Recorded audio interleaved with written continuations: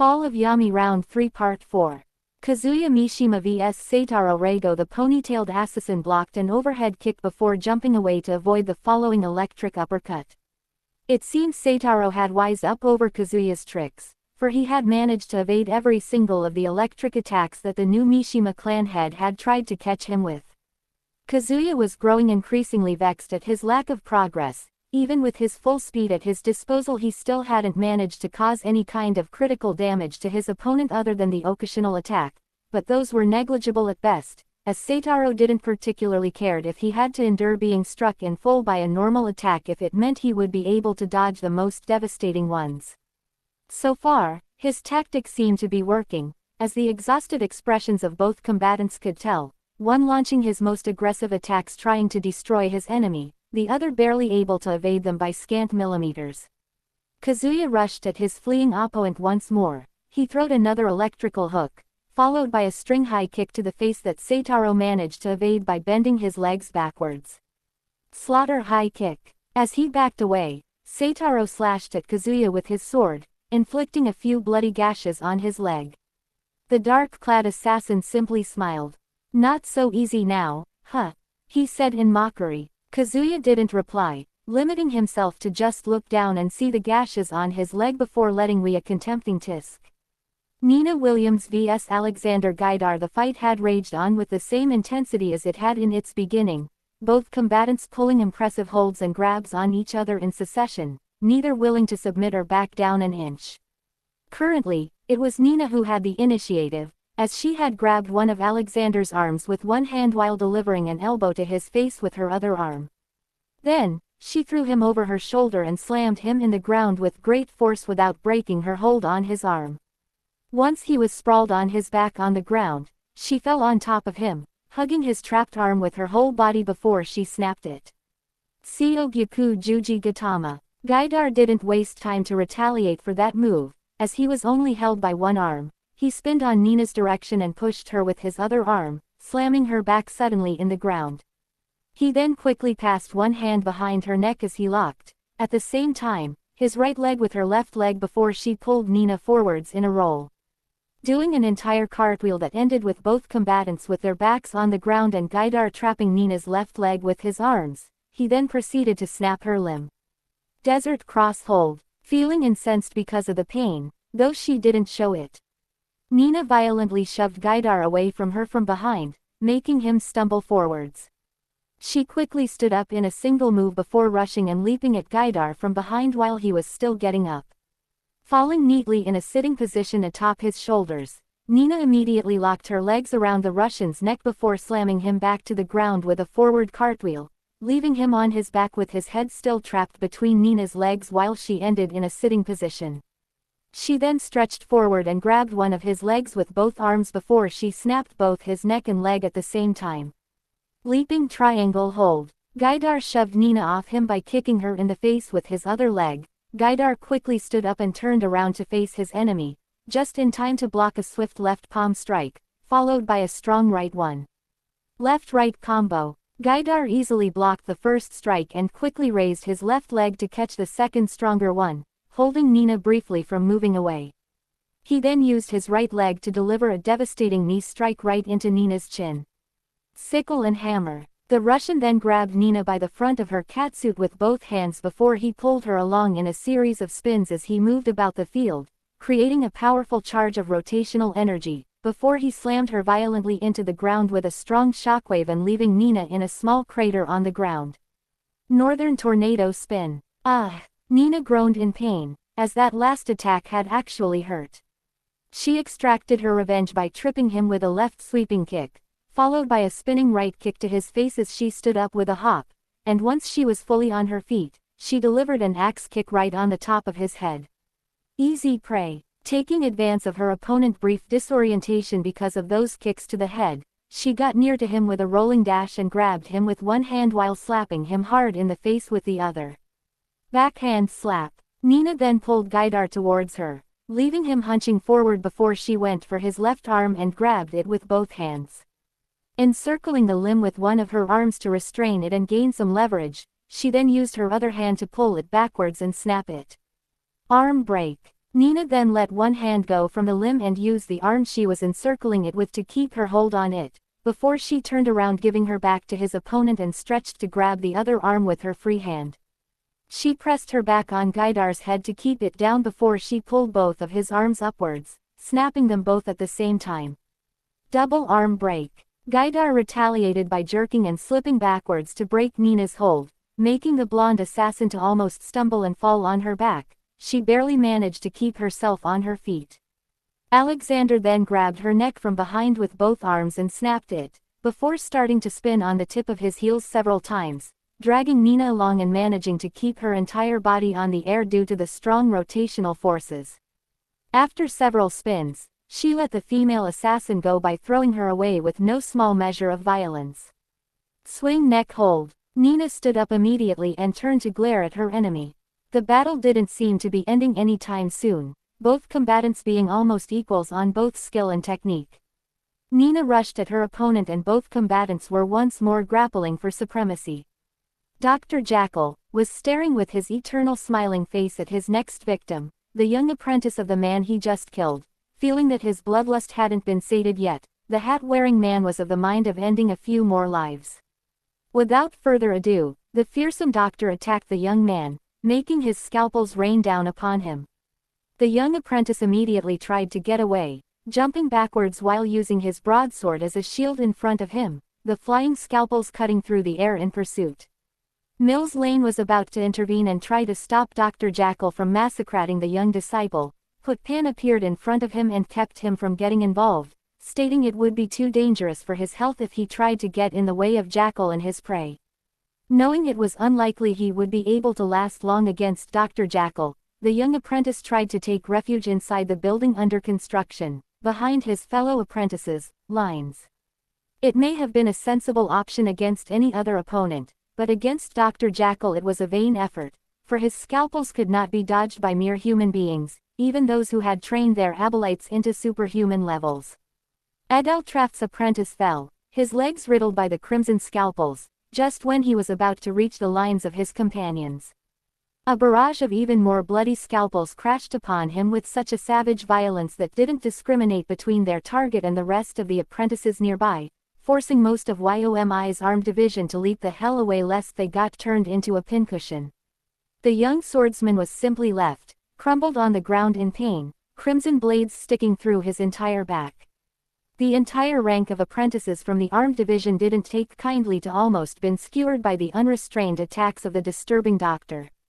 "Hey, watch out where you're throwing those things," Hyugo Ito exclaimed as he vaulted away to dodge the crimson projectiles. He and his fellow disciples decided to retaliate for that stunt and charged towards Dr. Jackal. A small group composed by not only Hyugo but also Rin's disciple, Reiki's disciple, Andaka, Mildred's disciple and Marmaduke's disciple. The ever-smiling man just looked at his incoming attackers with a flick of curiosity. "Oh, so you all want to play with me too? Such eagerness, very well, if that is your wish," he said, before raining more of his scalpels, breaking the apprentices, charge in cold as he forced them to evade. Only one kept charging forward, Marmaduke's apprentice, who just like his deceased master, fought while wearing a whole suit of armor, but unlike his master, he also carried a shield. Using his shield to cover himself from the bulk of Dr. Jackal's attack while he charged on, the disciple managed to reach the deranged doctor and slashed away with his axe, trying to cut him in half. Dr. Jackal simply leapt away unruffled. He stared at the armored apprentice with a carefree expression. Marmaduke's disciple just raised both axe and shield in preparation for a next attack. Jackal just smiled, before he laid his right hand outwards, showing his palm and the cross-shaped scar within it. Suddenly, a big fiery crimson cross appeared in the field and rammed into the armored disciple, cleaving him in four symmetrical quarters before the clumps of steel-clad body parts simply plopped into the ground in a rain of blood. Bloody cross. The remaining disciples simply gaped at the gory display Jackal had just done, all their fighting spirit leaving them after seeing such frightfully supernatural power. Not too surprising in hindsight, since it's not every day you see someone cleaving a person to pieces just by pointing his hand at him. The apprentices did the smart thing and fled away from Dr. Jackal, Sadly, it was already too late for that to be a viable option, as the black-suited man was not of the mind of letting them escape. He tilted his head to a side and huffed in amusement. I will not let any of you to get away that easily," he said, as he flinged another barrage of endless scalpels at his fleeing victims. The disciples were not totally helpless, as some of them were doing their best to fight back while trying to escape from the abominable man, like Mildred's apprentice, who had turned around to launch arrows at their pursuer and cover the retreat of her fellow apprentices. She was promptly brought down by several scalpels sinking on her midriff. The young archer was left hunched on the ground, covering her injured abdomen in pain. Mildred Lawrence did not take kindly to her apprentice being injured, so she jumped in to face Dr. Jackal herself and save the fleeing disciples from him. She began to launch a veritable rain of projectiles towards him, each and every one being blocked by his scalpel's bloody shield, doing nothing to hinder him from his killing spree as he slowly turned on Mildred's direction and put his sights on the archer woman. Mildred began to walk towards Jackals as she kept shooting arrows at him to keep his attention focused on her. She began issuing orders to the disciples to grab their wounded and retreat inside the walls of the building under construction in order to find cover from the scalpels. Mildred ordered Hyugo directly to grab her own apprentice and get away. Dr. Jackal seemed to be in disagreement on that course of action, however. "I'm afraid I can't let anyone escape alive," he said, before launching all of his scalpels at Mildred and Hyugo, who was standing close to her. The European woman reacted immediately, loading her recurved bow with dozens of arrows in a single load. "Go," she ordered to Hyugo without looking at him as she kept moving forwards and launched all of her arrows in a single volley. The entire space between both ranged fighters was soon filled with flying projectiles, the arrows and scalpels crashing with each other while airborne, before falling harmlessly into the ground. With several volleys of arrows launched at the same time, Mildred effectively managed to shot all of Jackal's scalpels out of the sky. Jackal was not deterred from having all of his scalpels blocked, as he sprinted towards the archer woman at terrifying speeds, even when she was still shooting all of his projectiles off from the air. Only for him to be suddenly intercepted by a spinning knife strike thrusting at him like a drill. Jackal was barely able to avoid the attack by leaping backwards.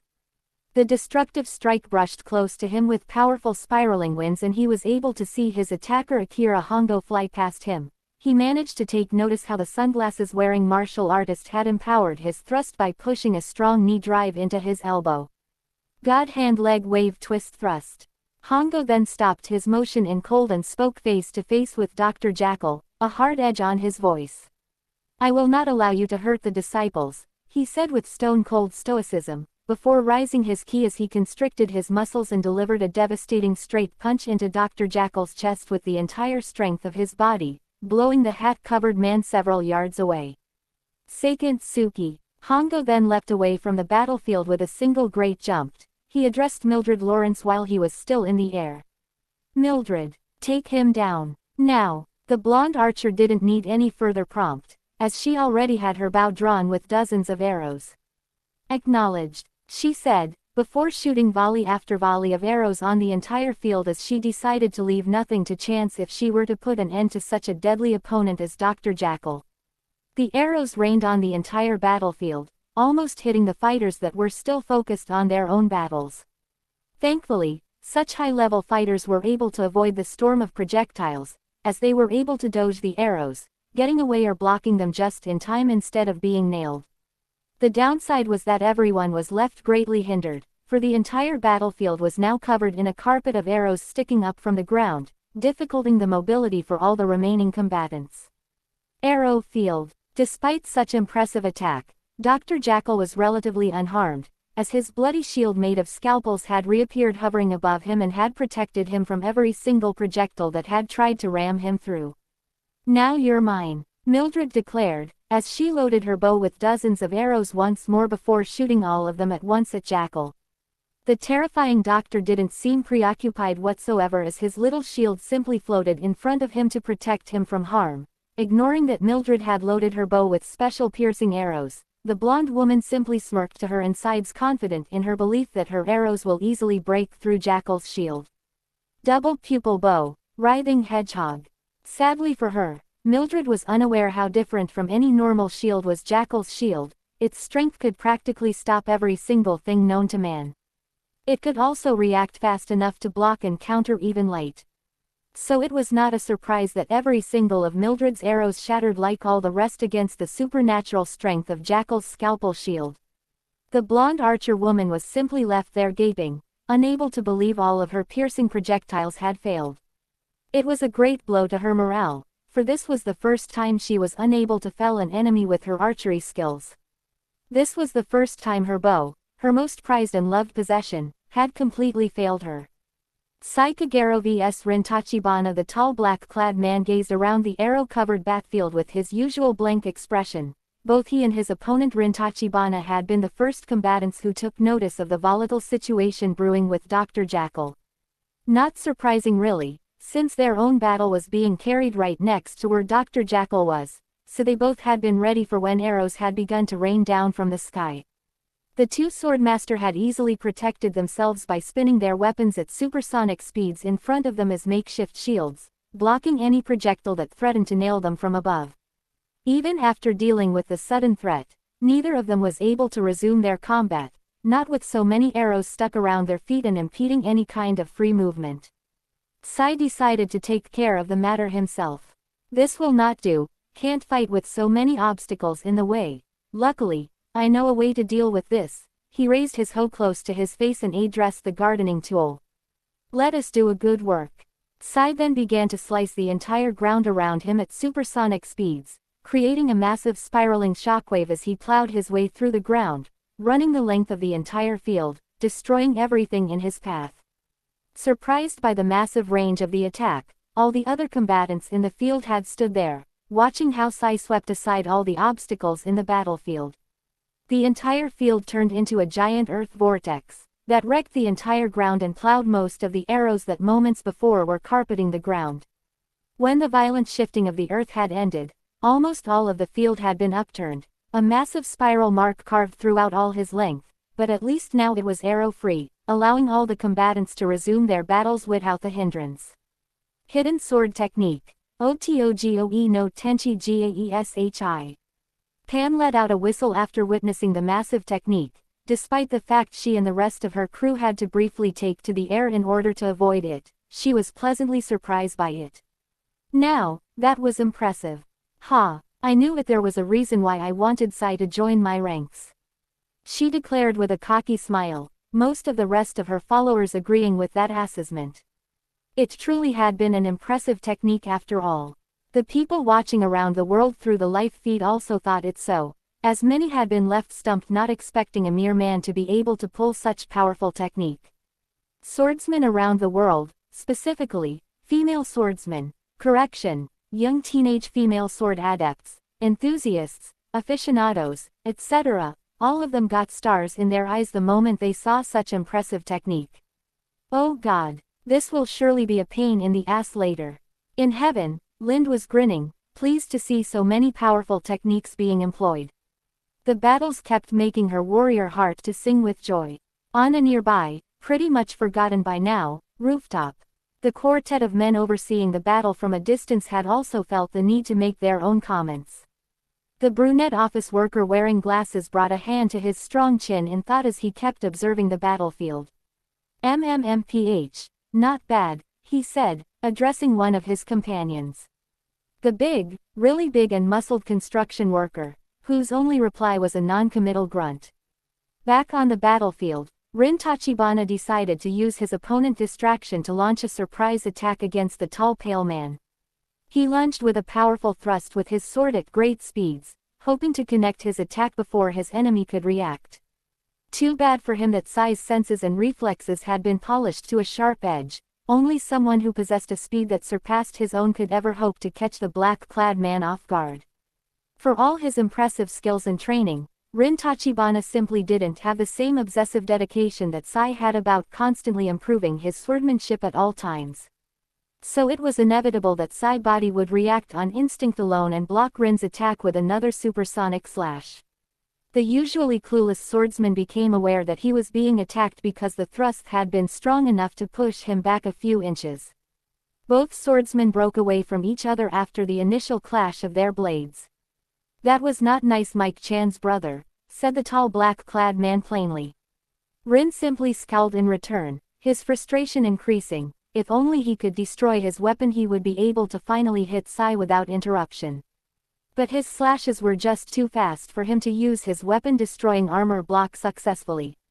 Seems he'll have to settle for the old-fashioned way and keep testing his defenses until he could find a hole in them. Something he didn't have much hope of success, not after completely assessing Sai's defensive capabilities during the course of this battle. I think it's my turn to attack now, Mike-chan brother. You better get ready, Sai declared, setting his hand on the handle of his hoe, before Rin found himself being attacked from all sides by an overwhelming multitude of distorted swords. The young ninja found himself very hard-pressed to evade and block all those attacks. The speed required for such illusions must be tremendous, for although he knew every single one of those slashes were launched by Sai's arm, it seemed as if all of them came at him at the same time. Heiken, Usuba Kagero. Ho strikes rained down on Rin Tachibana, the young man being forced to leap around like a maniac if he didn't wanted to be struck down, but despite his desperate attempt at survival, it was pretty clear it was only a matter of time before Sai became the victor of this match. Yuri vs Mikumo Kushinada. The two women kept fighting, trying to end each other, ignoring the world around them, focusing solely in their battle. Yuri fell upon Kushinada, delivering a barrage of powerful kicks that rattled the place up with their SHCOK waves, followed by the Korean woman launching a series of forward cartwheels with her legs stretched. Her upper body remaining idle in the air as her legs spun in a perfect circular motion, her feet burning with dark energy, leaving a trail of purple flames. Kushinada blocked the attacks, each spin striking with searing force, but in the end, she managed to successfully stop the technique, the white sleeves of her kimono slightly burned by the flames. Sen Pusha. Kushinada retaliated with a powerful palm strike right in the center of her opponent's abdomen, sending the purple-clad woman skidding for several yards, but Yuri managed to correct herself and stop her motion. She then leapt back towards her opponent. Kushinada jumped after her, intending of meeting her in the air. Yuri, having expecting such move, suddenly gained a significant increase of speed, enough as to cut through the air, as she swooped down towards the century-old Grandmaster foot first. Kushinada crossed her arms in front of her as Yuri's diving kick crashed upon her, the impact displacing the air around the two as a loud thunderclap resonated throughout the sky. Yuri followed up with two consecutive kicks while mid-air, before finalizing with a fourth powerful kick, that even though it was blocked by Kushinada, it blew the century-old woman away for the first time in the battle. Shikusen. Kushinada landed on her feet as the strength of the kick dragged her for several meters through the ground until coming to a stop. A frown began to make its way into the usual stoic face of the eternal beauty, her contempt for Yuri reaching new heights. The Korean woman simply laughed at her. What's the matter, Granny? Is your age finally catching up to you? Perhaps you should take a time out. Yuri said in mockery, doing taunting come-at-me gestures with one hand, as her aura began to envelope her again and her fake eyes shone with blinding light. Kushinada wordlessly shoot at her in a burst of great speed, as she reached the Tae Kwon Donist with her great impulse. Suddenly the purple-clad woman disappeared from her sight in a move that surprised even Kushinada herself. Before she could come to a stop, her senses screamed at her to block up, so she did it so just in time to block a dropping kick from Yuri. The force of the impact shocking and breaking the ground around Kushinada's feet as another thunderous shockwave was expelled alongside its accompanying thunderclap. Kasatushi. Both women ended up being locked, pushing against each other. Their little struggle was jarringly broken apart as this was the moment when Mildred Lawrence began to bombard the entire field with her arrows. Kushinada easily sidestepped every single projectile with her speed quite safely. Yuri, on the other hand, simply flared her dark aura even more and burned to ashes any arrow that got close to her. Nevertheless, both women were left unable to continue their battles since they could not move pretty well with the entire field littered by feathered pointy sticks. Luckily for them that they hadn't to wait long for Kagero Sai to unleash his devastating ground technique and clear the entire place up. Of course they had to leap way and take into the skies first, since the technique encompassed a great deal of land, but once both women's feet touched the ground, they were more than ready to resume with their battle. Dr. Jackal took advantage of Mildred's shock and launched another barrage of scalpels at her, intending with ending her life. The European archer woman was still too absent-minded by the failure of one of her most powerful techniques to react in time. Akira Hongo intervened, and grabbed her before leaping away, trying to use his impressive speed to outrun the flying scalpels rather than to try to dodge the damn things. Hyugo followed after him, dragging Mildred's apprentice with him, because damn if he was going to stay here alone where scalpels are raining when it's far more safe to be around a grandmaster like Hongo who can keep Jackal at bay.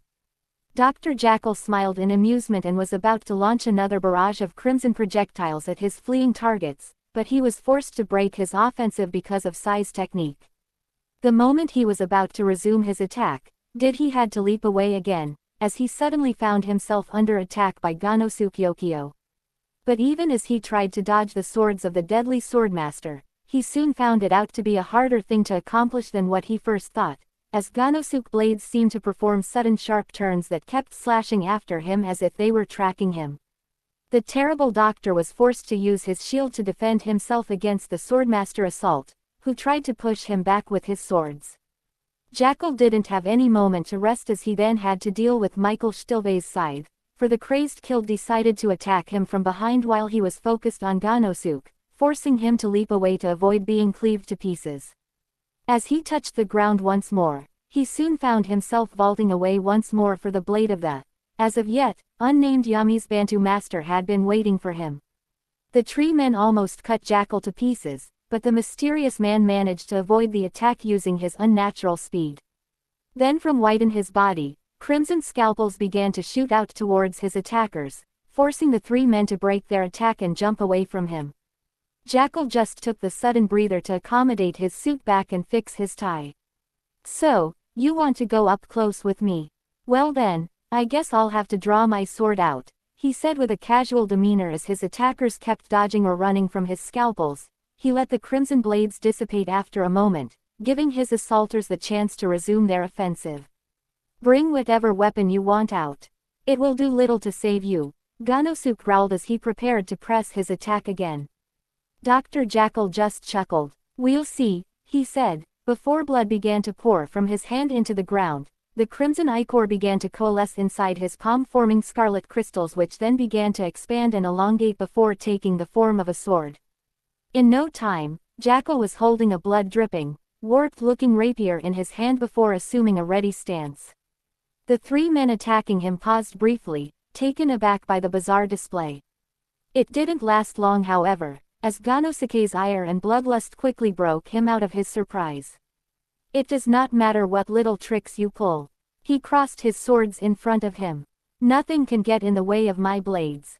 Dr. Jackal just kept smiling as he prepared for his opponent's next assault. Pan just glanced at the direction of Dr. Jackal and simply commented. "So they made him pull out his sword. Phew, they better run away now or they will all die to the last man." Whip turned her head to look at her and asked. "What do you mean, Pan?" "That sword," Pan began to answer without taking her gaze from Jackal. "It is not normal. Her cutting power is just so ridiculous. In fact, I don't think it exists anything on this world that sword cannot cut," she declared, reminiscing the battle she had with Dr. Jackal when he first met him. It was because of that sword that she decided to stop playing games with him and put him down immediately, for the sword had managed to cut her. Granted, it had been nothing but a barely imperceptible thin line on her cheek, as she had dodged most of his attack. But it had managed to make her bleed, and that was enough for her to not risk in allowing their battle to keep dragging on, lest he could land a lucky shot that may actually injure her. She suspected it would be interesting to see what Jackal could do with his sword if given a chance. Back to the battle, Ganosuke was already launching his attack, Stilve and the Bantu master following behind. Ganosuke yelled as he swiped with his swords in an X-cross pattern. Dr. Jackal simply swinged his rapier outwards and split both of Ganosuke's blades in two. The violent swordsman leapt back with his great speed just in time to avoid being cut seriously. Nevertheless, his shirt was cut open and a thin diagonal line of blood became visible on his chest. "Impossible," Ganosuke muttered in shock, witnessing someone breaking his weapons for the first time on his life. Jackal didn't stop there, as he had spun around with his own motion and decapitated the Bantus master with a flick of his wrist, cutting through his blade as the other swordsman had tried to use his sword to parry Jackal's attack. Michael Stilve reacted in time to cancel his attack and break away from the terrifying black-suited man, not giving him a chance to cut his scythe in two. Bloody sword. The two remaining weapon masters backed away from Dr. Jackal warily, knowing they would need a better strategy to bring him down. Jackal was about to charge at them, when he was interrupted by another spinning knife strike from Hongo, forcing him to step back a few steps and face the pointed-eared Grandmaster. "You will not succeed in your intentions," Hongo said as he took a stance, ready to fight Jackal head-on. The hat-wearing doctor just raised a questioning eyebrow at him. "Such loyalty you have for you comrades. I didn't expect any of you to have that much solidarity for your peers," he said with his silky voice. "I'm not doing this for them," Hongo declared, never letting his guard down. Jackal's other eyebrow went up to make company to its twin. "Oh, really? That is interesting. Then what reason would you have?" Akabane trailed off, looking behind Hongo. At the distance he could see Hyugo taking care over both master and apprentice archer women. Jackal's smile beamed even more as he figured out Hongo's motivations. "Ah, I see, so, you have a soft spot in your heart for the children under your care," he said, with a hint of jeer. An almost imperceptible frown began to form on the Karate Grandmaster brow. He didn't deny Jackal's observations however. "Yes, it is true, the only reason why I am facing you is to keep the apprentices safe. I don't care whether I or my fellow masters die in battle or not, for this is the path we have taken. But the disciples doesn't deserve to die for our battles, they still have a long way to go before they can reach their full potential, and as their masters, it is our duty to make sure they reach that potential." Jackal just chuckled at that explanation. "So, the reason why you saved your fellow masters is because they are the only thing standing between me and the apprentices. My, you surely are quite the devious fellow." Akabane seemed pretty amused by that reasoning and, for the first time in the entire battle, he opened his eyes and looked straight at Hongo. "Sadly, I'm afraid all of your efforts to stop me were doomed from the beginning," Dr. Jackal declared ominously before raising his hand, and that is when the screaming began. Hongo turned to look behind in alarm only to find a sight worthy of the worst of nightmares, for the shadows inside the building under construction had come alive and were massacring the disciples that had taken refuge inside. Amorphous swirls of shadows gathered in colossal masses of darkness that spewed black lances and speared the defenseless disciples like pincushions. Others were blobs of darkness that moved and behaved as if alive, acting like wild animals that lunged at the surprised apprentices and began to devour them, ripping their bodies with teeth made of shadows. Some were simply eclipsing walls of thick blackness that latched long thin appendices around the terrified disciples before dragging them, kicking and screaming, into the black void. All that could be heard were the screams and horrible sounds of flesh being rendered. It was a sight that disturbed anyone who laid their eyes on it. Akira Hongo just stared in horrified disbelief. Dr. Jackal just smiled as he lunged at the shocked martial artist and began to attack him, intending of taking advantage of his distraction. Yuri vs Mikumo Kushinada found her attention drawn away by the cacophony of soul-rending screams that broke through her concentration. She took her gaze away from Yuri to look for the source of the screams. Normally that would have been a stupid move since you should never take your eyes away from your enemy no matter what, but Yuri too was distracted by the sudden noise and turned towards its source alongside Kushinada. When she discovered the reason for all that racket, even Kushinada couldn't help being taken aback by the horror that was ravaging her fellow grandmasters. The century-old Grandmaster could do nothing but stare in shock as a living mass of shadows lashed savagely from within the interior of the office building under construction and tore apart most of the remaining disciples from Yomi. In front of the massacre, she could see Dr. Jackal laughing like a cruel and deranged psychopath as he attacked Akira Hongo, Ganosuke Yokio and Michael Stilve at the same time, the three men barely able to withstand the onslaught of the terrible doctor. She didn't had to wonder who was responsible for all this destruction. From the corner of her eye she could see the rest of the Yami Grandmasters leaping into the fray to give a hand to their beleaguered comrades, but not even the intervention of Cyril Ramon, Ogata Ishinsai and Sogetsuma was enough to contain Dr. Jackal, as he effectively kept all his attackers on the defensive through the use of scalpels, shadows and bloody sword. It was simply inconceivable. How could it be that the combined remaining divisions of both Yami and Yomi were being annihilated by just one man? Kushinada thought, genuinely impressed as she witnessed Dr. Jackal surrounded on all sides by the remaining grandmasters and holding them all off without breaking a sweat. The century-old beauty now clearly realized who was the most dangerous enemy currently in the field, and knew she had to bring him down immediately. She completely turned away from her opponent and prepared to charge at Jackal. As she was about to blast off, Kushinada found Yuri materializing in front of her and blocking her path. "And where do you think you're going, Granny?" she said with scorn. "I will not allow you to walk away from our fight like that." Kushinada refrained from bristling and remained keeping her impassive mask on. She let out only a brief huff. "Step aside, child. You're in the way," she commanded with no small amount of disdain. Yuri snarled and lunged at the eternal beauty in rage and began to attack her once more. Kushinada evaded all the kicks she launched at her with ease, a look of contempt always on her face. Yuri performed another senpusha that Kushinada completely avoided, followed by another barrage of fuhajins that were too easily evaded. Yuri roared in rage as she began to release all the power stored in her fake eye, increasing the thickness of the dark aura that enveloped her and putting a great strain on her body. She then began to attack Kushinada again with renewed speed, her kicks too fast for the human eye to see. From their exchange, all that could be seen were almost invisible blurs swiping through the entire place as the landscape began to break apart by an unseen force. The clash lasted for several long minutes, until finally, Yuri managed to connect a kick on Kushinada.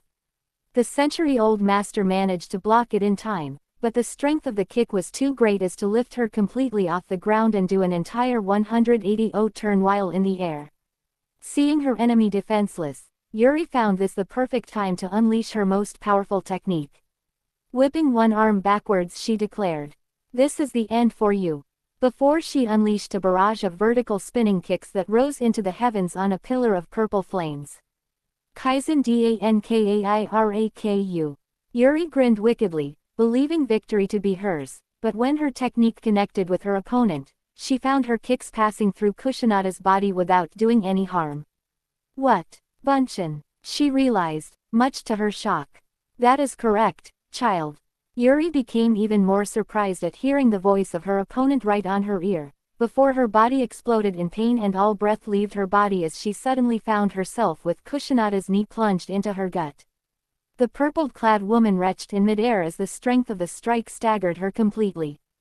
Kushinada then put both hands on her shoulders, before launching her with extreme violence back into the ground while pushing from behind her as to cushion her own fall and smash Yuri into the earth with the strength of her whole body. The following impact connected with the strength of a missile, tearing the ground apart as it unleashed a small earthquake and created a shockwave that spread out throughout the entire field. Kushinada style underground double throw. In the end, Yuri was left half buried in a massive crater, yet for all the damage she had received the Korean woman still refused to give up. "Blurg. Not yet. I will not be defeated just yet," she muttered through great pain, as she coughed blood. She tried to move, fighting to get back on her feet again, but her body failed to respond. Kushinada just looked down at her imperiously. "Stop being such a bother and stay down already," she declared in disdain before bringing her foot down again atop Yuri's head, creating another shockwave and cracking the ground even more. Kushinada then went on her way, disappearing in a burst of speed without even sparing a look to her downed opponent. Yuri finally remained unmoving and didn't try to rise back up again. Yuri vs Mikumo Kushinada wins KO. Saikagero vs Rin Tachibana. The battle between the two swordsmen had remained pretty much the same for the last minutes. Rin still hadn't been able to do much against the unstoppable technique of the pale dark-clad man, barely able to even evade the armed arms that seemed to be attacking him from all directions. All the while, Sai had yet to move a single inch from his spot. The tall pale swordsman concentration was suddenly shattered when he felt a presence right behind him. Such was his surprise that his eyes opened wide in shock as time seemed like freezing inside his mind, for someone had managed to be fast enough to break through his defenses and evade his automatic slashes. He looked through the corner of his eyes over his shoulder and saw Kushinada brushing past him at impressive speeds and going straight at Dr. Jackal's direction. The fedora-wearing man was busy fighting against all the remaining Yami Grandmasters by himself, his shield teleporting on all directions to block every single one of the incoming attacks. Kushinada, having taken notice of the shield's impressive supernatural abilities, punched the earth in front of her, creating a shower of debris that shot towards the deranged doctor, pelleting him all over. Kushinada increased her speed even more as the scalpel's shield was busy blocking all of the impromptu projectiles and managed to bypass it completely, catching Jackal off guard before smashing into him in full with a powerful strike. The strength of the attack tore Jackal apart as a hole was punched right in the middle of his chest and the rest of his body was ravaged by the powerful kinetic forces released by such a high-speed impact. His suit completely been ripped into pieces as his body was rent in a shower of blood. When Kushinada finally came to a stop, Jackal's body touched the ground unmoving. Sai simply stared, his mind frozen for a moment after witnessing Kushinada's power. He felt a shiver running down his spine as he began to contemplate how that could have been him instead of Dr. Jackal, as Kushinada could have easily killed him if she had been not so focused with the Mad Doctor. He didn't had further time to keep dwelling in such things as Rin-Tachibana was trying of taking advantage of his distracted state by attacking him while his mind was elsewhere. Luckily for him, Rin was not an enemy who could overcome the speed of his auto slash. The remaining Yami masters stood frozen in shock staring at Kushinada, their minds needing a moment to catch up with what just had happened. The first one to recover was Akira Hongo. "Thanks for the help, Kushinada Dono. If it wasn't for your intervention, I don't think we would have been able to stop him without suffering heavy losses." The century-old Grandmaster only reaction to that statement was an almost imperceptible flick on her eyes. Someone had to keep the name of Yami from being tarnished. To think a single man almost defeated all of you, and you call yourselves Grandmasters, you should all be ashamed, she said in an unforgiving tone. The gathered Grandmasters visibly flinched at her words, but before anyone could say something else, did Kushinada's danger senses flared up. The Eternal Beauty jumped aside with her great speed, as dozens of crimson scalpels sunk into the spot she had just been standing. Everyone turned in the direction where Jackal's corpse supposedly was, and were taken back by witnessing the horrifying doctor rising from the ground. All his wounds seemingly gone, the only evidence of the injuries he had received being the stains of blood that dirtied his suit. Kushinada's surprise was so great, that she lost the control over her emotions. "Impossible," she said in shock. "I killed you. How can you stand up again after I punched a hole through your chest?" Jackal didn't reply immediately and took his time to dust his tattered suit off.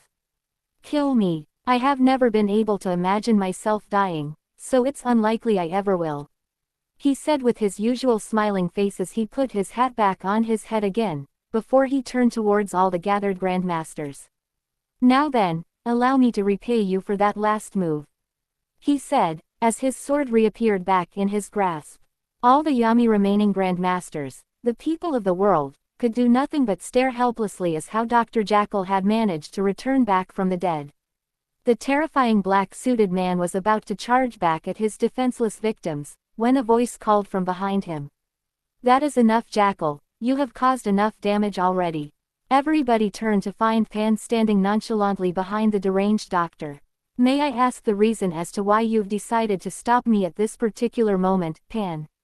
The hat-wearing man said calmly, his sword still posed to attack. "I can't allow you to kill Kushinada, much to my dislike, since she managed to defeat Yuri. And as I had stated before, those who managed to defeat any of my followers would be given the choice of walking from here alive or facing me in combat. I'm yet to be let known what her choice will be, but regardless of her decision, either way I can't allow you to kill her," Pan stated plainly in a neutral tone. "I am still not defeated," said a voice from behind them all. Pan turned around to find a fucked up Yuri, limping towards them. She practically looked like a living dead, the way her entire face and clothes were covered in her own blood, a wound on her head still open and dripping blood while some of her limbs had been bent to the wrong side. All in all, she looked like hell. "I can still fight." Pan just looked at her with a frown. "Yuri, that is enough, you're clearly in no condition to keep fighting. Don't be stubborn and accept your defeat." "I will not accept defeat, while I can still stand," the Korean woman replied obstinately as she struggled to make her way towards Kusanada. Her body failed her and she fell forwards against her will. Pan appeared right at her side and caught her just in time. Seriously, Yuri, in the condition you find yourself now, you will not achieve anything except getting yourself killed. I admire your courage, but I have no need for dead minions. So just accept your loss. There's no shame in admitting your defeat if you have given your all in battle. It does not change my opinion of you. Pan said, looking at her minion in the eyes with utmost seriousness. In the end the stubborn horn-styled haired woman finally relented. Tisk, fine, she said, before passing out. Well then, that takes care of it. Pan turned to address Dr. Jackal once more. As I was saying, you can't kill Kusanada, so lay down your weapons and let's get back to the group. She ordered. What about the rest of Yami? Jackal inquired. Pan just bristled at that question. You have spilled more than enough blood already by killing all those disciples from Yomi. Don't be so greedy, leave some for the rest of your companions. We Saiyans don't look with nice eyes those who hoard all the battles for themselves. You know, Dr. Jackal pondered on what Pan had told him for a moment.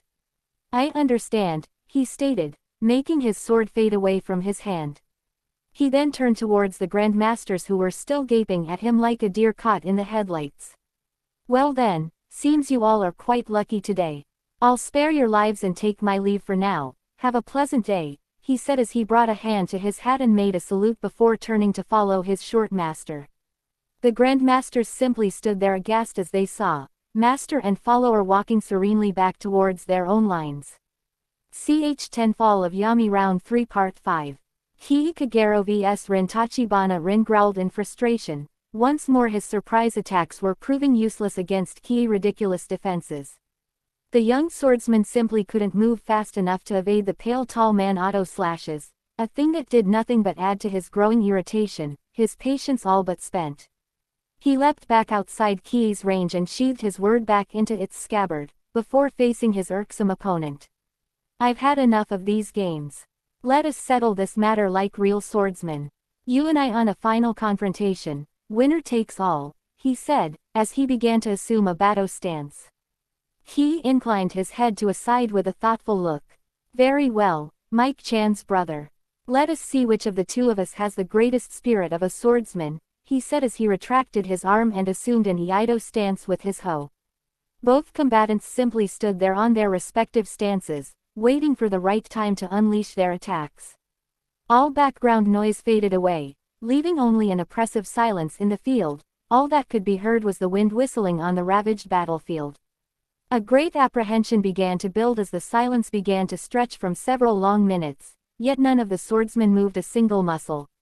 Then, at an unseen signal, both swordsmen rushed at each other at supersonic speeds, channelizing their wills into their swords and risking their entire existence into a single moment, leaving only some white wraith-like silhouette behind. Shinto Kourezan. Shinto Kourezan. The two swordsmen clashed and in less than it takes to blink, they crossed the entire distance separating them until each one was now in the initial position of the other. Their collision released a loud shockwave that spread throughout the field, both combatants remaining motionless once more. Again an uneasy silence fell upon the field, as all the people who were watching waited for the outcome of their confrontation. For a few long moments, none of the two swordsmen gave any indication, any hint as to discern who had gotten the upper hand. Then, all of a sudden, blood sprayed from a long gash that appeared in Kii's left arm. The tall black-clad man fell to his knees as he clutched his bleeding limp. On the other side of the field, Rin Tachibana just smirked, pleased that he had finally managed to injure his opponent.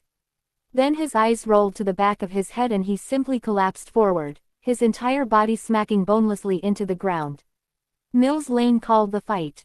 He's out. This battle is over. The winner is Edward Scissors, the tall dark goth. He said, correcting himself just in time. Kii Kagero vs Rin Tachibana. Kii Kagero wins KO. The pale black-clad man stood up again as he kept applying pressure to his bleeding arm. He turned around to look at the unconscious body of his fallen opponent.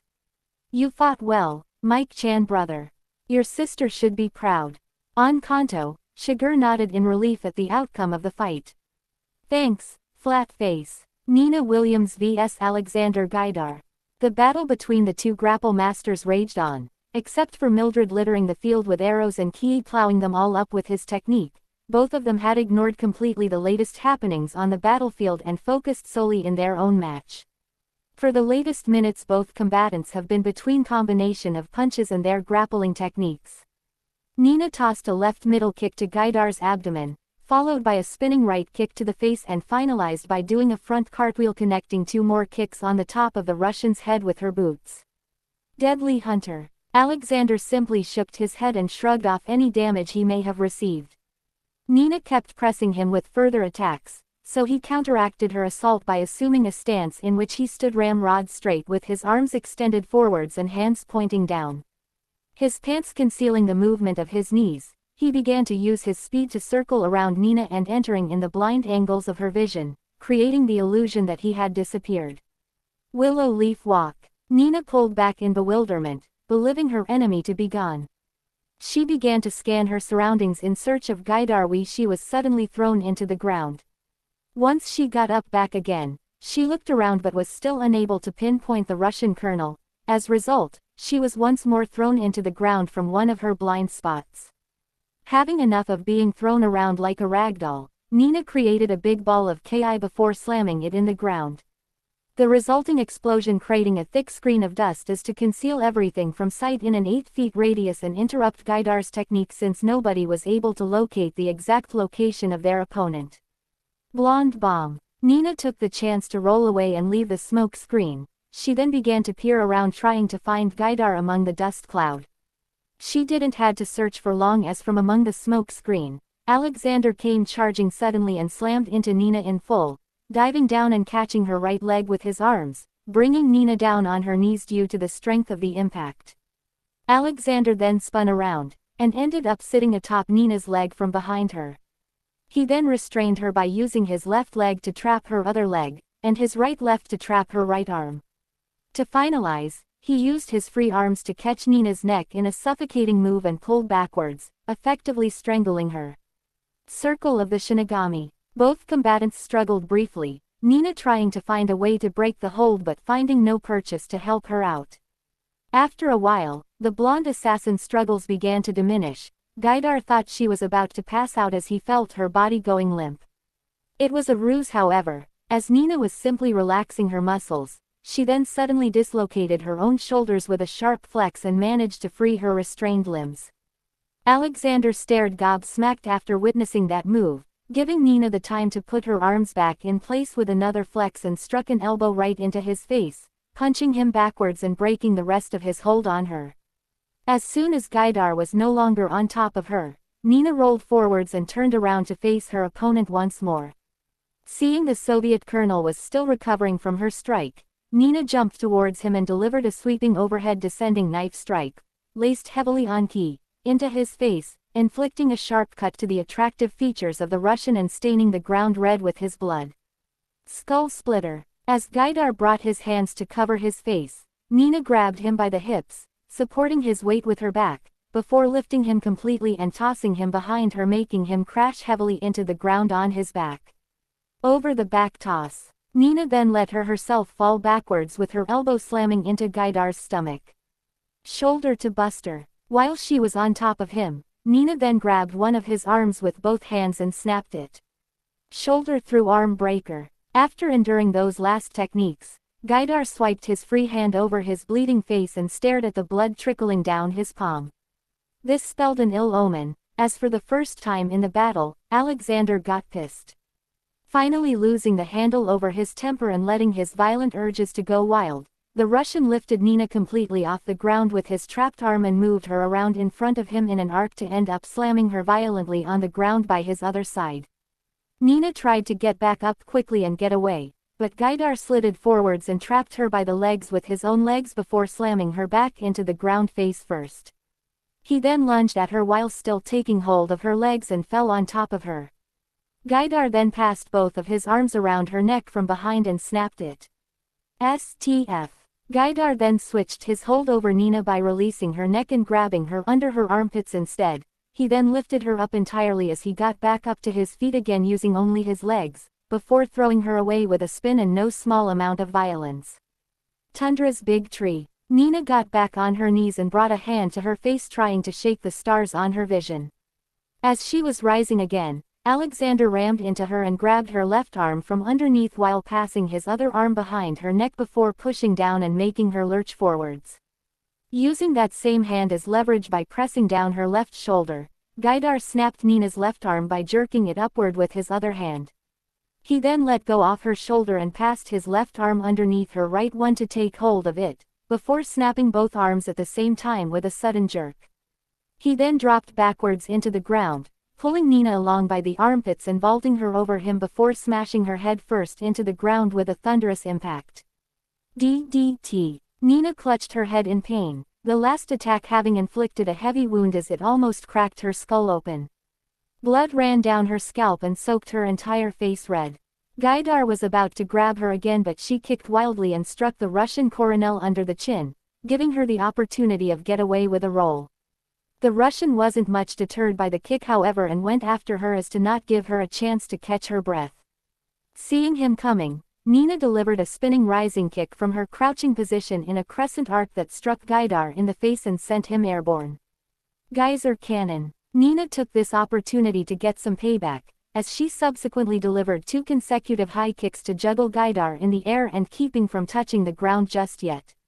Head ringer. She then delivered a left middle kick, followed by 2 consecutive high kicks with that same leg before finalizing with a strong spinning high kick with her other leg, sending Gaidar away.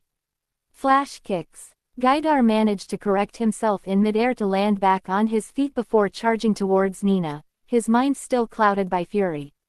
He lunged at her with a straight that Nina avoided and then intercepted with her left, while delivering an elbow strike into his face with her right. She then passed that arm behind his neck and circled it entirely, trapping Gaidar's head between her armpit, before she plunged her knee into his stomach, taking the air out of the Russian's lungs. Nina then janked him forwards until Gaidar was on his knees, his head still trapped between her armpit, before she proceeded to snap his neck. Then the female assassin jumped atop Alexander's shoulders and locked her legs around his right arm before pulling him forwards on a roll that ended with Gaidar in the ground on his back and Nina still trapping his arm. She then grabbed the limb with both hands and snapped it. Leg stretch arm lock. Having learned her lesson from the last time she had trapped him by a limb, Nina immediately let go of Gaidar's arm and rolled away to avoid any kind of retaliation. The Russian colonel stood back on his feet, his demeanor different than before. He turned and stared at Nina with an inscrutable look, his rage seemingly gone. Nina's response was to raise her guard and return his stare with one of her own. Both combatants looked at each other and assessed their respective conditions. Gaidar saw how Nina had her face stained by her own blood, the injury on her head making her stand slightly wobbly, something that she had tried to correct and hide from his sight. He also took notice of how her shoulders stirred up and down as she heaved trying to breathe, weariness finally catching up on her, but showing no sign of it on her face. Her eyes still cold and calculative, showing no weakness, only an unbreakable resolution. Gaidar didn't doubt for a second that no matter what he tried, the female assassin will never yield, never stop until one of the two laid broken on the ground. And Alexander honestly thought he would never be able to break her. Locking his gaze with her and with the utmost seriousness, Gaidar gave her a nod and spoke. "You are the first person to have ever been able to go toe-to-toe with me on grappling. I would have never imagined a woman like you would be able to match my skills. I have really enjoyed our battle. You are truly strong as you are beautiful, and for that, you have my respect as well as my admiration." Gaidar began to raise his ki, his muscles tensing as a dark fiery aura began to burn around him. "And it is because of that, to show you how much I respect you, that I will use my full strength against you. As I know that fighting you with less than whole power would be an insult towards you.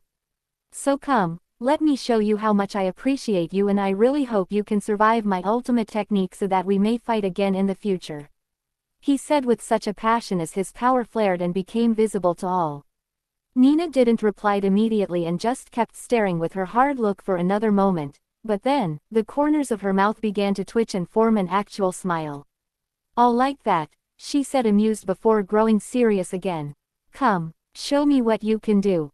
Gaidar simply crossed his arms in front of him, and then rushed forwards, charging at Nina with such terrible resolution, that one could clearly see in his eyes how he no longer had any regard for his own life.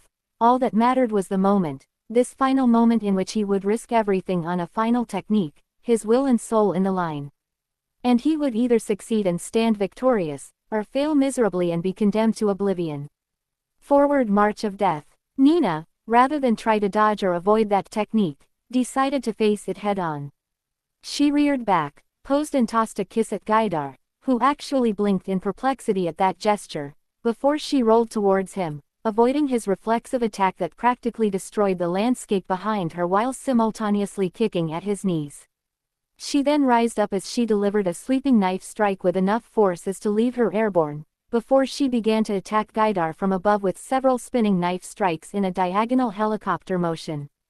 When she finished her attack, she remained suspended in the air for a few moments as she began to charge a ball of Ki between her hands.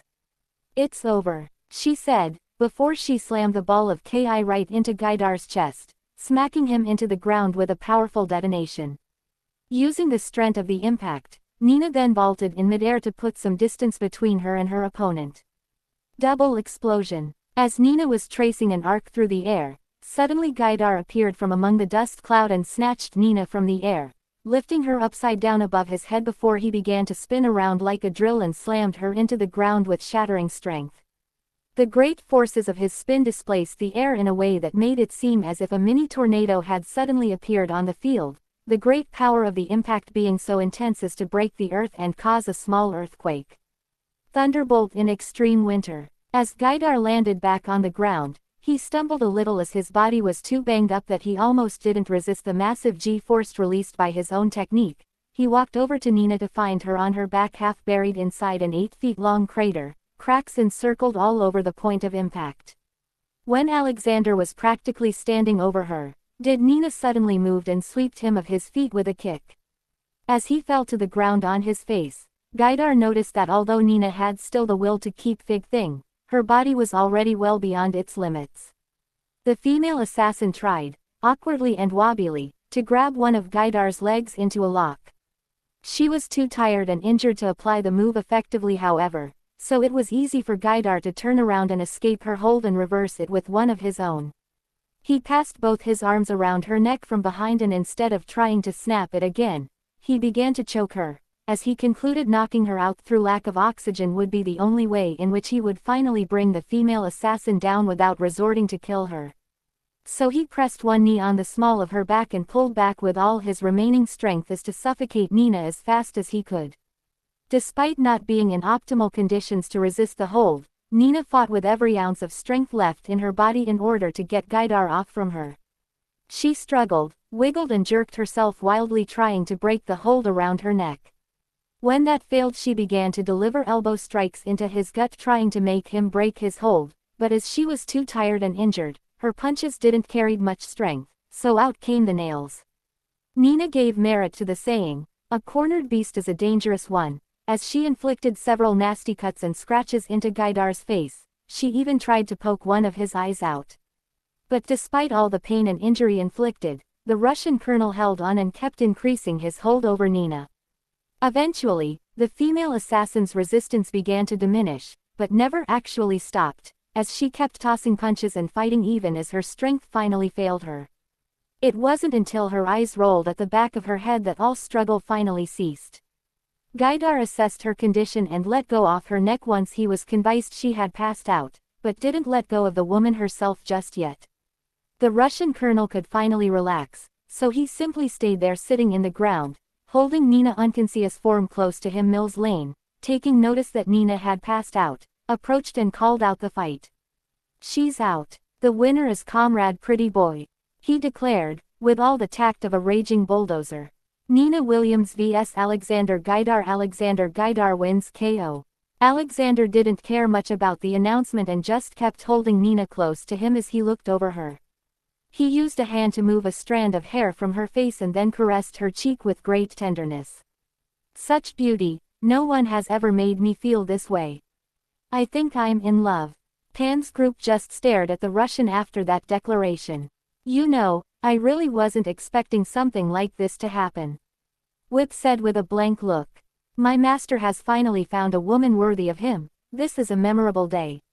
Boris Ivanov declared, as he began to shed manly tears. Don't ask. Pan seemed to have been touched by the emotions of the moment, as she too let out a sniff. Ah, this is so beautiful. This is the first time I see a classical Saiyan romance like the ones my gran used to talk me about.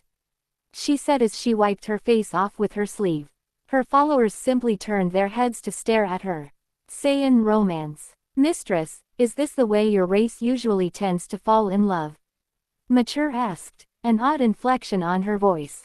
Oh yes. In the past, when my kind had just taken to the stars and began to forge our reputation as planet conquerors, this was the usual way a male and a female Saiyan got together.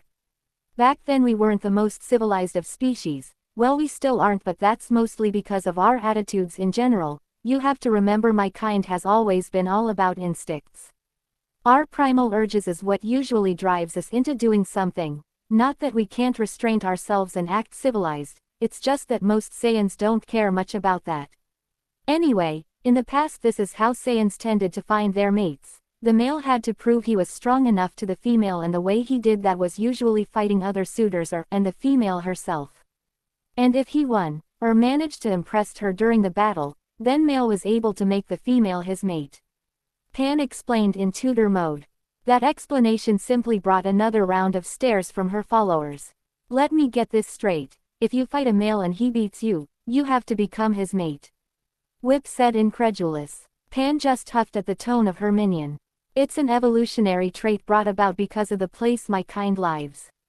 Remember that my planet is a lot much harsher than Earth, where only the most apt is able to survive. Female Saiyans are naturally compelled to seek strong males in order to have strong offspring. And how they can prove they are strong? Through fighting, which is the way most things are resolved in Saiyan culture, romance being simply one out of many issues. And it is not simply limited to the males. Some Saiyan women find weaker males to be cute, so they usually force them to become their mate. But most of the time, female Saiyans who get interested in a certain male have also to prove themselves strong by challenging him in combat, and either they impress him enough as to make him accept them as their mate, or defeat him and force him to become their mate. Either way. This is more common among Saiyans who have multiple mates, since it is expected for a strong Saiyan warrior, be it male or female, to have multiple mates to ensure lots of strong children are born. So if someone wants to become a mate of a Saiyan, that has been deemed the best choice to birth strong children, but that Saiyan already has other mates, then the interested person will have to fight the other mates and the Saiyan in question to win their approval. That's pretty much how Saiyan society and culture is. You have to constantly prove yourself worthy to get what you want and what Saiyans respect the most above all else is strength. And like most of my kind, it seems Gaidar is attracted to strong women like Nina who can go toe-to-toe with him in a fight. She explained to her captive audience.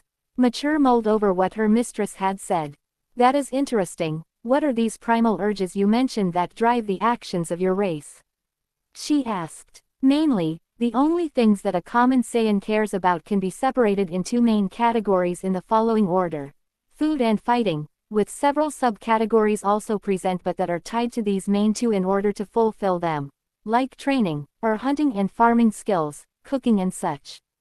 Note that this doesn't impede Saiyans from learning more advanced sciences, as it is required for any spacefaring race like ours. Otherwise we wouldn't be able to use our spaceships or most of our technology that is comprised mainly from what we have savaged or retrofitted from the races we have conquered.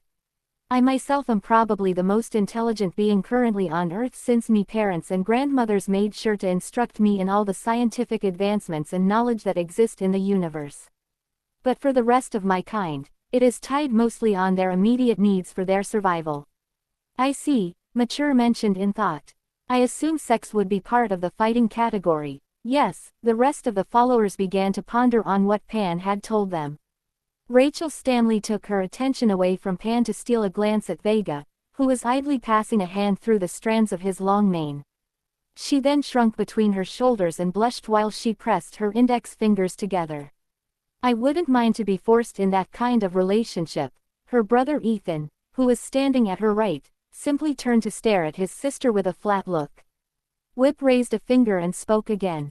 We aren't going to simply leave them like that, right? She said, pointing at Gaidar's direction. I mean, I'm not sure either of them has enough strength to even stand up at this point. Pan slightly grimaced, conceding she had a point.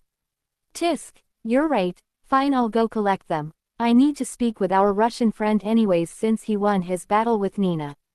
She said, before walking towards Gaidar.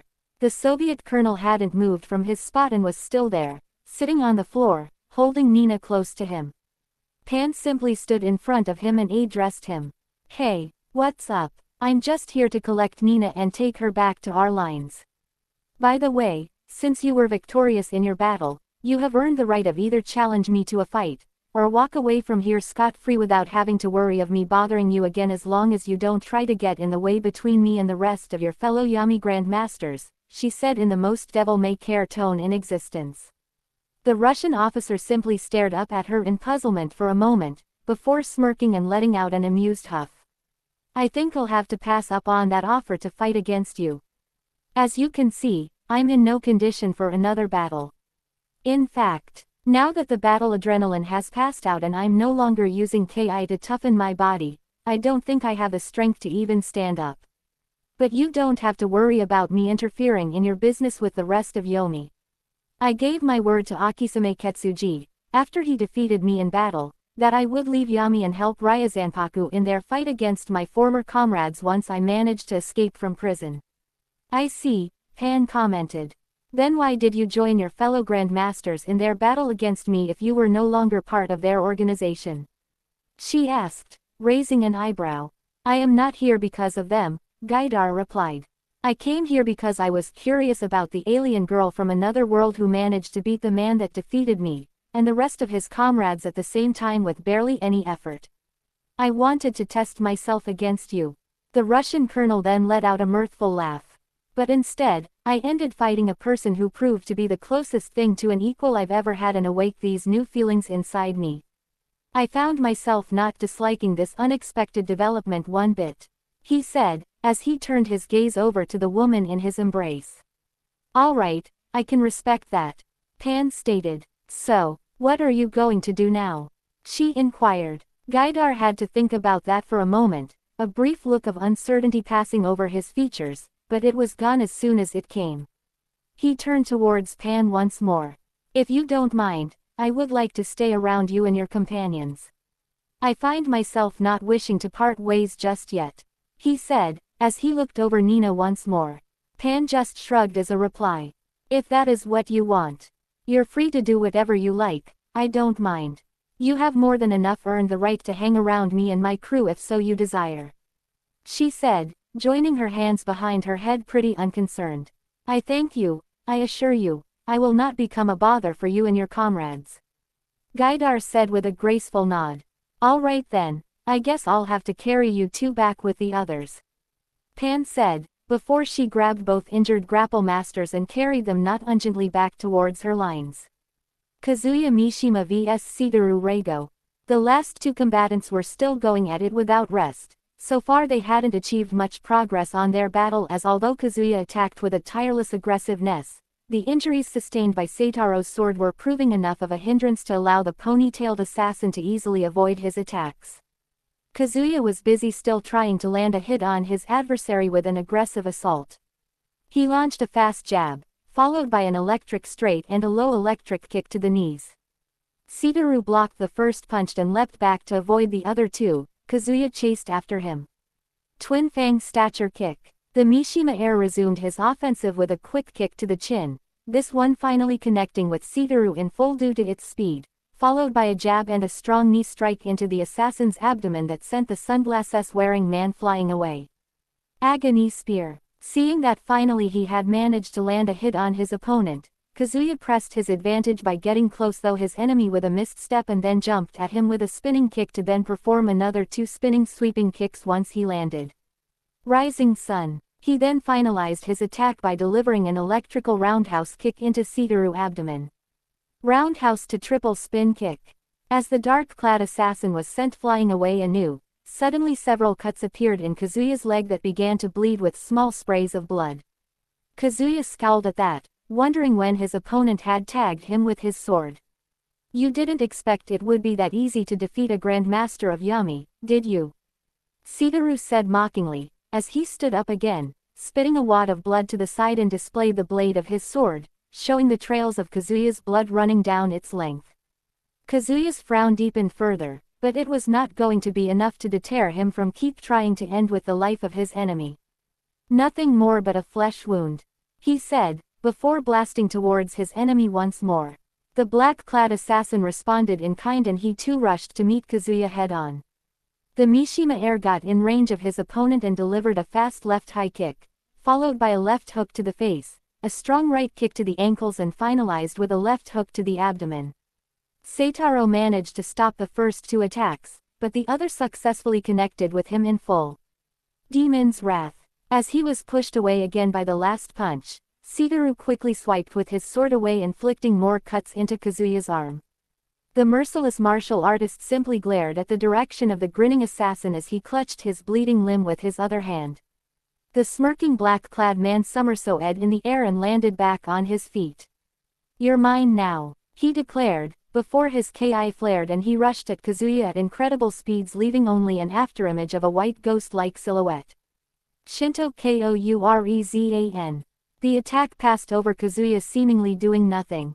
Sitaru reappeared behind Kazuya, his back towards him and his sword midway back into his sheath. The dark-clad assassin finalized sheathing his sword with a loud click, and suddenly many fountains of blood began to spray from cuts all over Kazuya's body. The Mishima heir simply fell down to the ground on his knees, all strength leaving him. Sitaru turned to look at his downed opponent, a mocking grin of victory on his face. "It is over. I'm surprised you're still alive after taking my technique in full. It does not matter in the end, as all I have left to do is giving you the coup de grace," he said, as he unsheathed his sword again and approached Kazuya with long measured steps. The soulless martial artist just glared at his would-be executioner with burning hatred. How dared this lowly maggot humiliate him like this? No man should be able to defeat him like this. Him, the great Kazuya Mishima, Kazuya thought in outrageous fury, as a raging flame began to burn inside his eyes. His ki flared, expelling a wave of dark flames all around him that struck Seitaro and sent him to the ground. Kazuya's skin began to turn into an ashen violet color, as rock molten horns sprouted from his forehead and long dark fiery demonic wings appeared from his back, signaling that Kazuya had awoken the powers of his devil gene. Seitaro could only look in surprise from his spot in the ground, his mind unable to understand what had happened. What? Devil? Kazuya just grunted at him, before he slammed into the dark-clad assassin with a fiery trail and began to beat the living shit out of him. Kazuya connected a powerful uppercut in Seitaro's abdomen, pulling all the air out of his lungs and sending him into the air, where he nailed him with an electrical straight into his face. Devastator. As Seitaro crashed into the ground, Kazuya kept attacking him with another combination, a low right hook that struck the black-clad assassin in the face as he was trying to push himself off the ground, followed by a strong right kick that landed on his chin and lifted him up, and finalized with a strong left punch into his sternum. Rampaging demon. Seitaro was blown away by the strength behind the punch, but as he was flying through midair, he was intercepted from behind by Kazuya, who suddenly appeared in the middle of his trajectory to continue pummeling him. The Mishima stopped his motion in cold with a high left kick, followed by a left hook to the face, a strong right kick to the shins to finalize his attack by tripping his opponent with a low electrical sweeping kick. Reign of Terror. Pan watched the one-sided beating from her spot at the front of her minions. A slight frown fell over her features as she witnessed the ensuing ass-kicking. Demonic energy. I'll have to ask Kazuya how he was able to access that kind of power once this is over, she mumbled and had nothing else to say. Kazuya continued with his onslaught by connecting a powerful electrical straight into Seitaro's face that left him spinning on his feet. Wind God Fist. He followed up by delivering another powerful dark fiery straight again to his face and then connecting a black flaming spinning rising uppercut that lifted both fighters into the air due to its great strength. Demon God Fist. As soon as Kazuya's feet touched the ground again, he attacked again in order to intercept his falling enemy before he smashed into the ground. He launched a dark flame straight that connected with the free-falling Seitaro and juggled him in the air, followed by a dark-flamed left hook and a powerful dark-flamed uppercut that sent his opponent sailing into the air again. Burn in hell! Kazuya yelled as he opened himself and looked up at his soaring enemy, before a massive beam of demonic blood-red energy was shoot from his left eye towards the helpless Seitaro. Devil Beam! The pillar of energy struck Seitaro in full, searing him in half by the middle. Both symmetrical halves of his body simply fell and dropped into the ground with a meaty thud. The beam of energy, due to its great unrestrained power, also ended up cutting in half the building under construction in the background. The steel beams and supports were not able to withstand such blazing hot energy, so the entire structure began to fall apart, forcing the surviving members of Yami to scatter and leap away. They got squashed by the falling debris. Mills Lane didn't even bother to call the fight, as he just stood there watching how the entire structure came crumbling down, kicking up an impressive cloud of dust that blocked all view for several long moments. Damn, talk about overkill. Kazuya Mishima vs Seitaro Reigo. Kazuya Mishima wins fatality. Pan just stared at the unrestrained destruction with a wince, knowing this was going to be pinned on her. Crap, I hope no one gets too pissed about the fact we ended up bringing the entire building down, she said, knowing it was a foolish hope. Her followers around her refrained from commenting. In the abandoned building overseeing the construction site across the street, there was one who clearly got pissed at the fighters' destructive lack of control. Those imbeciles, they destroyed all the hard work we've been doing for the last 6 months. The big, really big, construction worker wearing a helmet said, his anger against those who destroyed his place of work becoming too much to bear. That's it. I'm going to go down there and teach them a lesson, he declared, before jumping from the rooftop where he and his other 3 companions were at, all the way down to the street below. The sick long-haired brunette man behind him tried to stop him to no avail. Wait, hold on brother, don't do anything reckless. He let out a long sigh and tried hard to refrain from face-palming after witnessing the larger man jumping from the rooftop. God damn it, Ro, it's always the same thing with him, the man said in resignation, before leaping after his brother.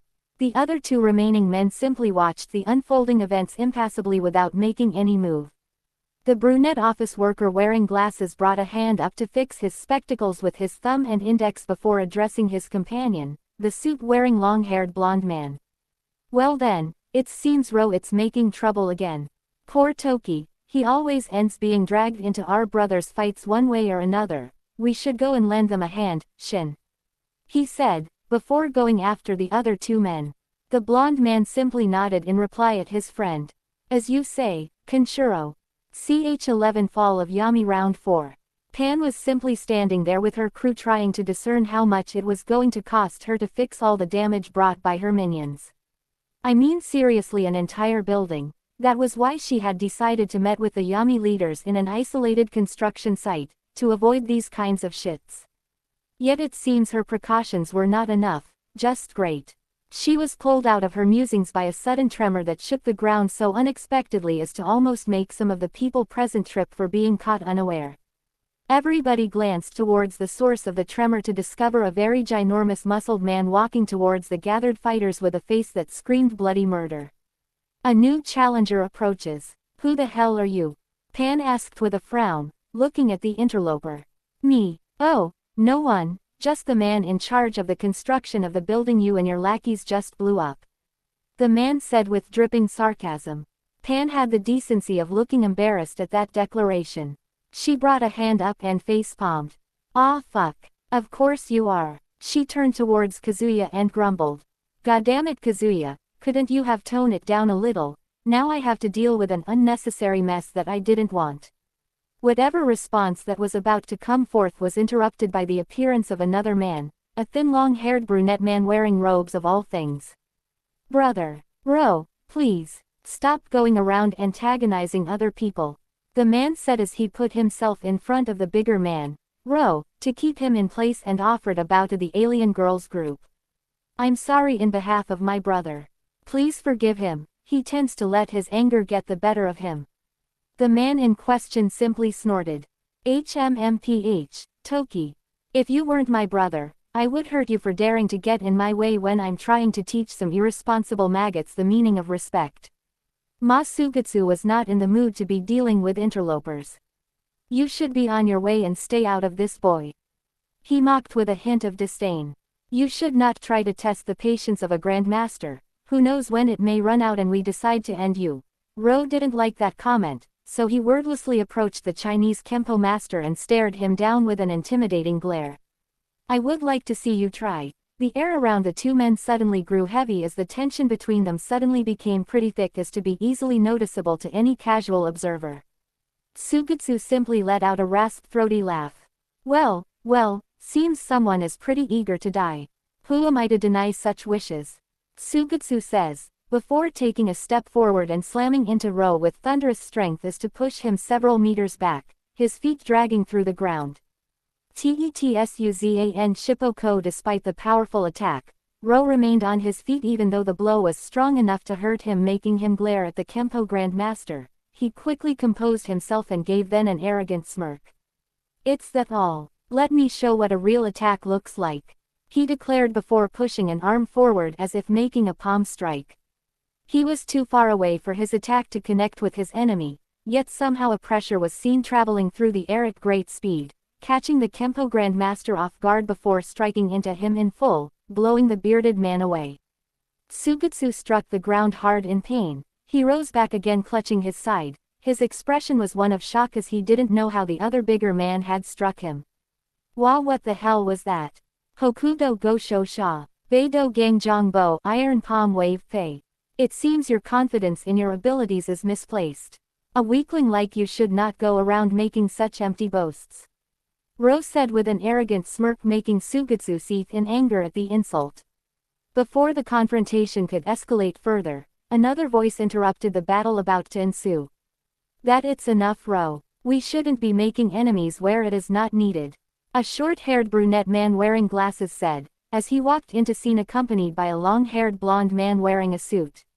Ro just scoffed derisively. Kenshiro, will you two stand in my way, little brother? He said, giving a hard stare to the newcomer. The brunette man was about to reply, but he found himself distracted by Pan, who suddenly appeared floating at his side while staring at him intently with a measuring gaze. Kenshiro just remained quiet as stoically as he could before addressing the alien girl. Yes, can I help you? He asked with a pointed look. Pan didn't immediately reply and kept assessing Kenshiro while floating around him. At length she spoke. You and your friends are strong. Who are you people? She asked with curiosity. Kenshiro didn't answer right away and just stared back at her for a moment before finally speaking again. What makes you think we are strong?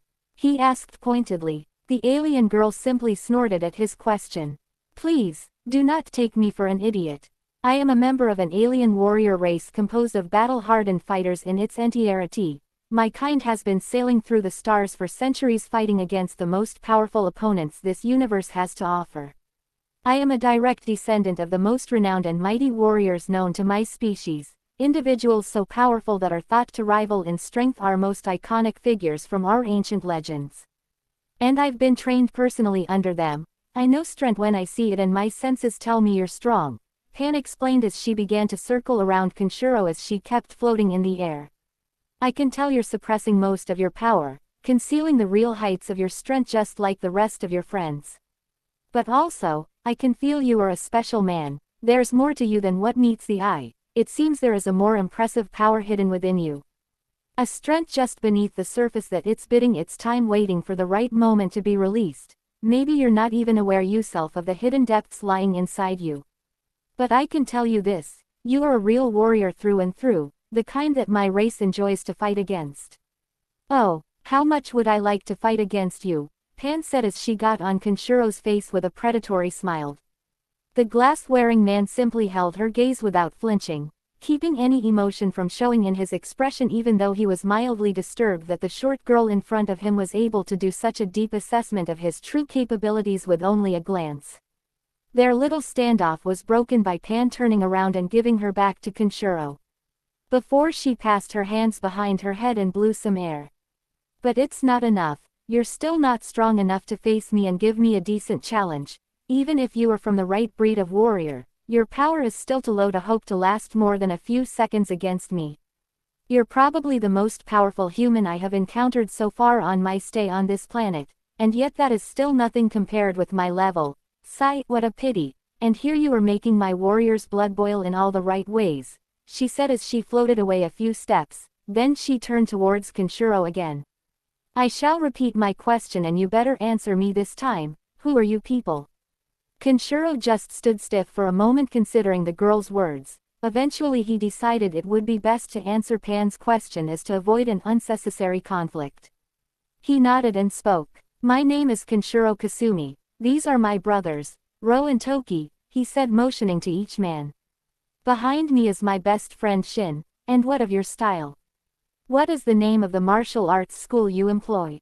Pan asked without missing a beat. Kenshiro once more was surprised by her intuition. He slightly, almost unnoticeable, shifted in his stance pondering for a moment if he should reveal the name of his school. Eventually, he reached a decision. We, my brothers and I, are the future heirs in training of Hokuto Shinken. One of the most ancient style of martial arts in history. The answer seemed to satisfy Pan, who that name meant nothing, but several of the people present, especially the Yami Grand Masters, seemed to recognize that name and be surprised by it. Hokuto Shinken. Impossible. That style is supposed to be a myth. It cannot be real, said an utterly shocked Sugatsuma from his position still in the ground. Many of the Yami Grand Masters also wore expressions of shock as they too knew or had heard about the legendary killing art of Hokuto. Cyril Ramon was openly gaping, and Kushinada's eyes actually opened wide in shock.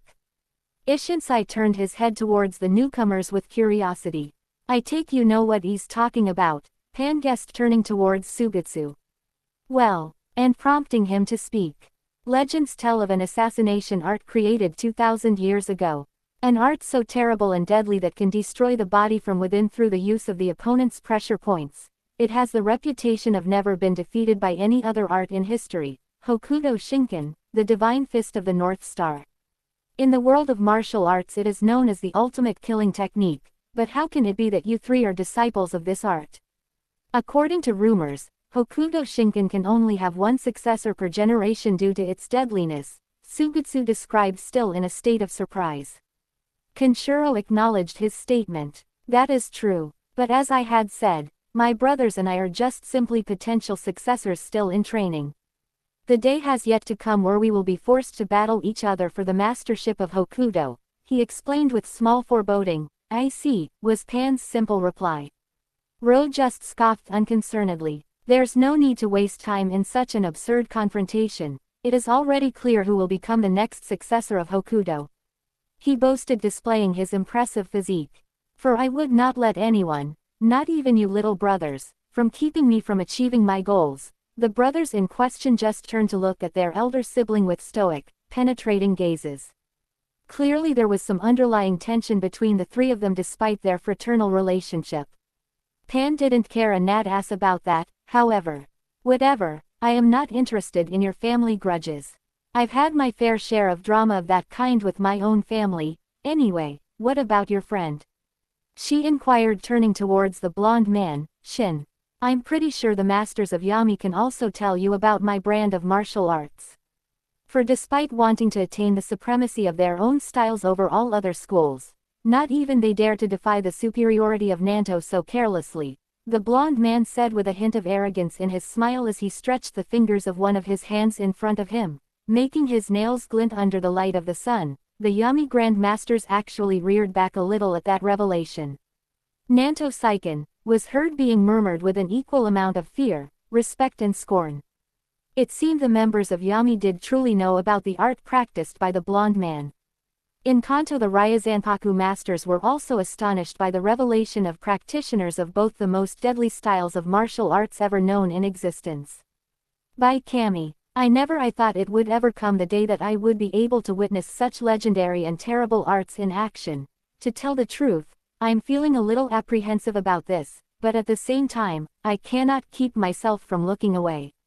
Shio Sakari said in a strained voice. He knew quite well about the reputation of both killer arts and the rumors that has been flying about them since ancient times. The self-declared Superman Hayato Furunji nodded in acknowledgement, his own countenance grim. I have bore witness of the lethality of both arts during the days of my youth. He said, as his mind began to recall the memory of a man with a great resemblance to that of young Kenshiro, another man with the Kasumi surname. All I can say is that they are as terrible as all the stories make them out to be, he stated ominously before focusing his entire attention to the projection in front of him. Kenichi, alongside all the young fighters of the Shinpaku Alliance and the Kanto schools, turned to look at the old man. Wondering how terrible could these styles be as to make a man like him to grow silent. In the rooftop of a nearby building overlooking the gathered troops of both the Shinpaku Alliance and the Kanto schools, a group of tough-looking armed girls oversaw the unfolding proceedings from their advantageous position. All of the girls were dressed in their school uniforms except for the apparent leader. A young lithe woman of long dark bluish hair carrying a wooden practice sword, who was dressed in a white pants coat combo, her coat wide open as to show her bandaged chest and bare midriff. Her second in command, a redhead mature-looking girl wearing a tie with her school uniform leaned forward to whisper on her ear. It seems things are getting interesting again, Nei-san, she said with a playful inflection in her voice. The long-haired stoic girl simply nodded in response. Seems like it. So, it appears you're quite correct, they do know about your style. Very well then, care to explain that too? Pan demanded of Sugetsu once more, seeing as how the Yami masters had all the right answers. Nanto Seiken, the sacred fist of the Southern Cross, is the only style that it's said that could rival the lethality of Hokuto Shinken in terms of power. It's a more spread and numerous style than Hokuto, since there is a total of 108 sects of Nanto, each one teaching their own different version of the style. But the schools are highly reclusive and are not known for teaching their style to anyone outside their own disciples. Once you become a practitioner of Nanto, there's not going back, for you'll never be allowed to leave the sect unless it's in a body bag. We Yami have had our encounters with several of the Nanto sects in the past and agreed not to do anything to incur their wrath as long as it didn't get in the way of our plans, the Chinese Kempo Grand Master explained seriously. The man, Shin, just laughed after hearing those words. Indeed, certainly that is true. Allow me to fully introduce myself, I am Shin. Of the 108 sects of Nanto Seiken, I am one of the top 6 strongest masters, practitioners of the strongest styles that rule over all the other sects, whom from ancient times have guarded one of the 6 gates of the Emperor's Palace. The Nanto Roku Seiken. I am Shin. Of the Nanto Koshu Ken, the Southern Cross Lone Eagle Fist, that flies under the Junsei Star, the Star of Martyrdom. He declared proudly as he took a Nanto stance. Impressive assortment of titles, that's for sure, but they don't actually mean anything to me.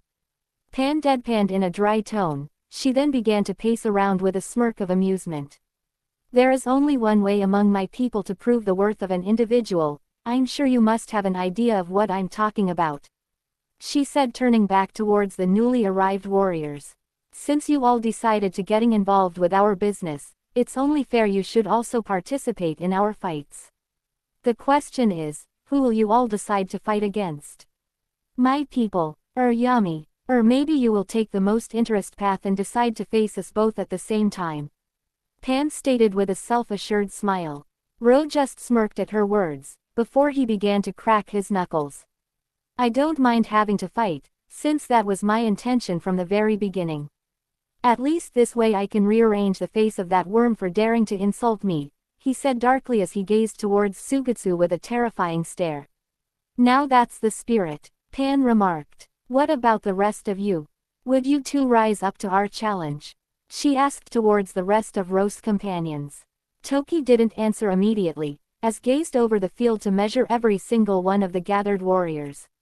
He let out a sigh after finishing with his examination. It seems we don't have much of a choice, we always get ourselves dragged into a fight every time we time to rein my brother's temper. Phew, as if I need your help to end my own battles. Ro snorted in dismissal at his brother. Kenshiro just turned towards his best friend for his opinion. What do you think, Shin? I say we should accept her challenge. Sounds like fun. And besides, we need to test our skills regularly in real battles, lest our hard-earned skills become dull. The blonde man said with a cocky smile. Very well, since you are the ones barging in our own fights. I will let my adversaries from Yami decide who to pair you with. she declared, motioning to the remaining Yami grandmasters. Most of the most warrior-minded masters of the terrible organization were taken by surprise by the alien girl generosity. Really, we can challenge these fine warriors on our own if we want. That's mighty generous of you. Ogata Ishinsai exclaimed, beaming a big wide smile of anticipation. Consider it a little repayment for not having restrained Dr. Jackal from getting all crazy on you guys. This way I can keep anybody from saying that my side is hoarding all the best fights. So feel free to have your fun with these undoubtedly very talented fighters. I'm sure it will be a very entertaining show to watch. Pan stated nonchalantly. She then turned almost lazily towards Kushinada. Except you, Kushinada, since you managed to defeat one of my minions, we still have some matters to address, you and me. Kushinada acknowledged those words with a graceful nod. Pan floated towards the century-old beauty and focused her attention on her. As I had promised, those who managed to defeat my minions would be given a choice. Whatever decision you chose, it would be respected and fulfilled. So, what will you decide? Either you walk away from here and I promise never to bother you for the rest of your life, or you decide to face me in combat, but if you lose, your life is mine, so, what will it be? She asked while she smirked. Kushinada pondered her options for a moment. She knew the smart choice would be to walk away, as she knew the girl's power greatly surpassed her own, but doing that would be to turn her back to the beliefs she has held for most of her life. The strong rules while the weak follows. He who is strong does not need to have any consideration for the opinions of those weaker than himself. Yes, that is true. This is the first time she is not on the side of the strong, a rather jarring new sensation for her. But whether she is among the ranks of the strong, or the ranks of the weak, the rule of the strong is absolute regardless of her personal feelings. She knew exactly what her decision would be. I will fight, she declared with determination, knowing there was only way to determine if one is weak or strong in the world of martial arts, and whatever the outcome it may be, she will face it the same way she has faced all the challenges on her life. Pan looked at her, taking notice of her unflinching gaze at the face of a much powerful opponent, and approved of her decision. I am actually surprised you decided to face me, knowing of the great chasm between us. I don't know whether you are brave or foolish for doing that. But know that I respect your determination either way. If a fight against me is what you want, then a fight you shall have. I just hope you are prepared to accept the consequences once you lose, she declared as she pointed at the older woman. Kushinada's gaze didn't waver in the least at the threat, her eyes becoming more resolute instead. Pan was very pleased of that and grinned in amusement. So, while you girls go at it, can the rest of us choose one of these guys to play with? Ishinsai said, smiling at Shin, eager to do battle. I've always wanted to battle a practitioner of Nanto. Ever since I joined Yami I had the hopes of witnessing such legendary killing art in action. Sadly, our illustrious leader shot down that idea and forbade us from ever seeking to challenge the Nanto sects. He gestured in disappointment towards an aggravated Senzui. Shin just smirked arrogantly in response. Well then, it seems your wish will finally be fulfilled, he said as he once more poised his sharp nails. Ogata reply to that was to smile even more. Ro just scoffed at their talk. I care nothing about that. I already know who my first victim would be, he stated before looking towards Sugetsu with a hard terrible stare once more. The Chinese Kempo Grandmaster said nothing and only began to prepare himself for the incoming battle. Cyril Ramon walked to the front and addressed the two remaining Hokuto practitioners with a bow. I've always wanted to pit my mastery of Kalarippayattu and vast knowledge of Marma points against the legendary mastery of Tenketsu points of Hokuto Shinken to see how my art would stack against it. Toki glanced towards Kenshiro for a moment and gave him a nod to signal he would handle this. He stepped in front of Cyril and returned the bow. If you allow me, esteemed elder, it would be my honor to help you solve that inquiry, and show you the knowledge acquired and developed by Hokuto in its 2,000 years of age, he said respectfully. Cyril smiled as he acknowledged that response. I would like that. Well then, that means I'm the only one left, so, who will step forward and be my opponent? Kenshiro said, as he just stood in his place and glanced over the remaining Grandmaster. It was Akira Hongo who immediately answered to his challenge and walked in front of him.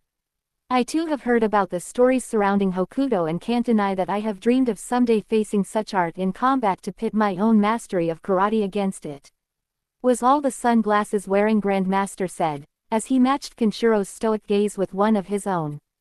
The young potential Hokuto successor just acknowledged those words with a nod. So it seemed that all the players for the next round of combats were ready. Mills Lane began to walk towards the combatants to carry out with his function and let them begin their matches. But there was one who did not like this new turn on events. Senzui was seething, seeing how his chances for either keeping the alien girl from destroying his organization or somehow convince her of accepting the views of Yami as the right ones, were fleeing from his grasp. It was hard enough to be tiptoeing around Pan's temper to keep her from getting angered and wipe out Yami in a single blow, but now with one of the Nanto Rokusei Ken and the so-called successors of Hokuto Shinken meddling in his business, his probability of getting out here as still head of Yami were almost nil. He couldn't allow that. He couldn't allow all their carefully laid plans, all the sacrifices he had made to get to this point end up like this. On that thought, he brought his hand inside one of his pockets where he held a small inconspicuous remote and pressed it to send out a signal to the troops of the army of Yami that were lying in wait for his command. The people on the construction site found themselves caught off guard when the top of the building in front across the street suddenly blew up in a fiery explosion as a high ordnance shell suddenly impacted on it. The sudden shockwave shook the ground and brought several of the gathered fighters down to the ground as they all were deafened by the loud explosion. "What the hell was that?" exclaimed an alarmed Whip, as she gazed upon the conflagration and falling debris. "Was that a cannon strike?" Suddenly the sky was darkened by hundreds of choppers that appeared and blocked the light of the sun. Ropes came down from the sides of the transport helicopters and armed soldiers began to slide down to the ground from them. Soon enough, the entire construction site was flooded by a black mass of men, armed troops wearing full body armor, gas masks and carrying heavy assault rifles and other heavy ordnance. All were pointing their guns at the confused fighters in the field. "What is happening? What kind of treason is this?" demanded an increasingly irate Kazuya. "These are Yami's elite assault troops," exclaimed Cyril Ramon in his own shock, glancing in all directions at the surrounding troops. Only a high member of Yami would be able to mobilize all these men in such short notice. And I know none of us Grandmasters gave the order for such military deployment. He turned to look at Senzui with an accusing glare. "Senzui, is this your doing? Have you no honor? How can you stain the sanctity of the battlefield with such interruption?" Cyril then turned and spoke to Pan with a desperate look. "Pan, we assure you we Grandmasters have nothing to do with this." The leader of the Nine Fists simply laughed, confessing his hand in this sudden development. "Of course this is my doing. Do you simply expect me to come here and let an alien girl to push us around and bring down our organization? No. Of course I came prepared in case I failed to make her see our way of things. I will not let anyone stand in Yami's way. Not when we are so close to initiate the last step of our plans and bring about the eternal sunset," he declared, laughing like a madman. "And just so you know, armed troops are not the only thing I had in store in case of emergency," he declared as he pointed towards the bay with his finger. The people gathered followed his indication and turned to look towards the waters beyond Tokyo Bay. At the distance, they managed to spot dozens of battleships and destroyers, an entire fleet of war vessels, a whole battle group of 100 ships that was making its way inside the bay. "Are you fucking kidding me? Where did this people acquire a whole navy?" Mature exclaimed in total surprise at seeing such military might. Senzui just keep laughing, self-assured of his victory. Surprised. "This is but a taste of the power that Yami has under his command. I had made sure that our victory was secured from the very beginning." Pan was mostly unconcerned that her group was suddenly surrounded by heavily armed soldiers and under the sights from the ship's cannons on the bay. "Why did you bring your toy soldiers to this fight? You do know that you're just throwing their lives away needlessly. They are actually here just to keep you occupied while I implement the real measures to take you down. You could try to stop me of course. But I don't think most of your minions would be able to withstand a hail of bullets, but by all means do try to attack me and put that theory to the test." He gloated while several of Pan's followers began to grow nervous. as they knew it will be really hard to come out unscathed if a confrontation with all these soldiers were to break out, since many among their numbers were still either tired or injured from the previous fights. Pan just looked at Senzui with a slight degree of disbelief, before thinking the best way to make her point across. I believe you still haven't realized the seriousness of the situation you all find yourselves in. You should have taken heed of my words from the very beginning. Seems I'll have to show all of you how greatly outclassed you truly are. She said before rising high in the air and turning her head to the side. The soldiers immediately opened fire on her, but she simply ignored the bullets as they all bounced harmlessly off her skin. Pan looked at the bay towards one of the warships. Her eyes flashed briefly, and then all the military vessels in her line of sight suddenly went boom as she swept her gaze over every single one of the destroyers. Oh my God, oh my God, oh my God, oh my God. Ethan Stanley simply babbled in disbelief, utterly shocked at the feat he had just witnessed. Did Pan just made an entire battle group explode just by looking at it? Whip asked, flabbergasted. She knew Pan was pretty ridiculously powerful because she is an alien, but damn, some things were simply too outrageous to be true. Guess the joke's on her then. Ro let out a whistle after seeing the destruction brought forth by the short girl. Not bad at all. No one else dared to utter a word. Even the assault troops were too shocked to move a muscle after what they had just seen, their entire morale shattering into pieces as they began realize the futility of trying to go against the alien girl from another world. Senzui too was too stupefied to do anything but stare, all his plans and tactics suddenly amounting to nothing. Not even activating the eternal sunset right now would be enough to bring him justice today. After what he just saw, he now believed Pan's boast that not even a nuclear strike will be enough to stop her. Before anyone could open their mouth or do anything to shake themselves off their stupor, a high-pitched yell began to echo all around the place.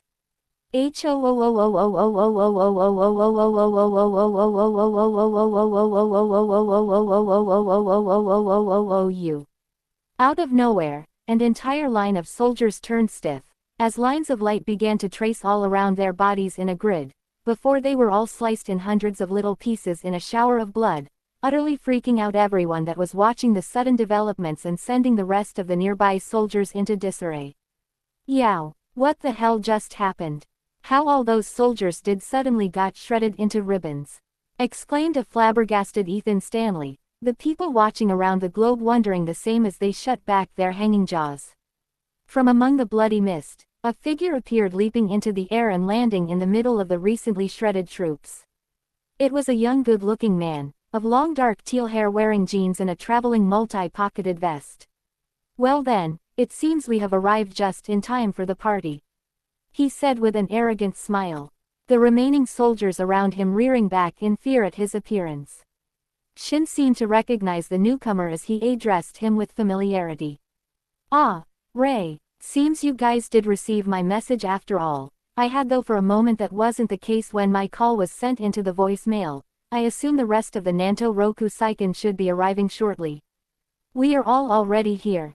The man Ray replied. Suddenly more high-pitched shrills began to echo throughout the field like otherworldly wails that announced dead. Many of the soldiers in the ground began to shiver and look at their surroundings in nervousness, before several sizable segments among their ranks were sliced apart in more gory showers of blood. From each one of the thick red mists a new figure slowly was able to be seen. The remaining members of the Nanto Roku Saiken had arrived. The first figure to be seen was another red-headed good-looking man, almost too much good-looking, as his face was too much androgynous in appearance. He was dressed in magenta shinobi clothes, a white scarf wrapped around his neck and flowing freely from behind his broad shoulders. The next man was a tall, long sky blue-haired man, dressed in jeans and combat vest similar to Ray. His now distinguishing feature was that each of his white milky eyes had 4 long claw marks running all the way from above each of his brows down to his cheeks until reaching his jaw. It was more than obvious that the man was blind. The last man to appear was another good-looking short-haired blonde man dressed in a white suit, his most distinguishing feature being a small crimson dot right in the middle of his brow. Senzui became alarmed the moment he saw the last blonde man, his eyes turning as big as plates as he began to perspirate with cold sweat. No, not him. What is he doing here? Indeed, Senzui knew full well who the blonde man was. for he was the main reason why Senzui had ordered Yami to stay far away from the Nanto sects. Suther. He breathed with barely restrained fear. If discovering how Pan was truly a monstrous invincible enemy, the appearance of Suther just made matters worse and sealed his destiny.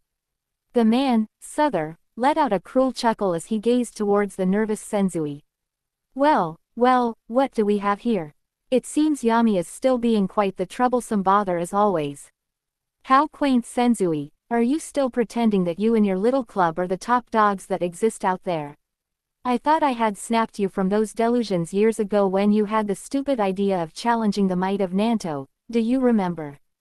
It was back then when you had first assumed the leadership of your little organization. To think I decided to spare you and not chase after you when I eliminated all those so-called grandmasters that you had brought with you and you turned tail and fled like the dog you are. Should have put a little more effort and finished the job back then, the man explained with an arrogant demeaning attitude. Pan turned to look at the newcomers curiously. I take it you all must be masters of Nanto Seiken just like Shin, though I would really appreciate if some introductions were to be made. She requested. But of course, where were my manners? Suther replied, still grunting before offering a bow. Nanto Roku Seiken, Suther of the Nanto Ho-O-Ken, the Southern Cross Fengwang Phoenix Fist that flies under the Shosei Star, the Star of Leadership.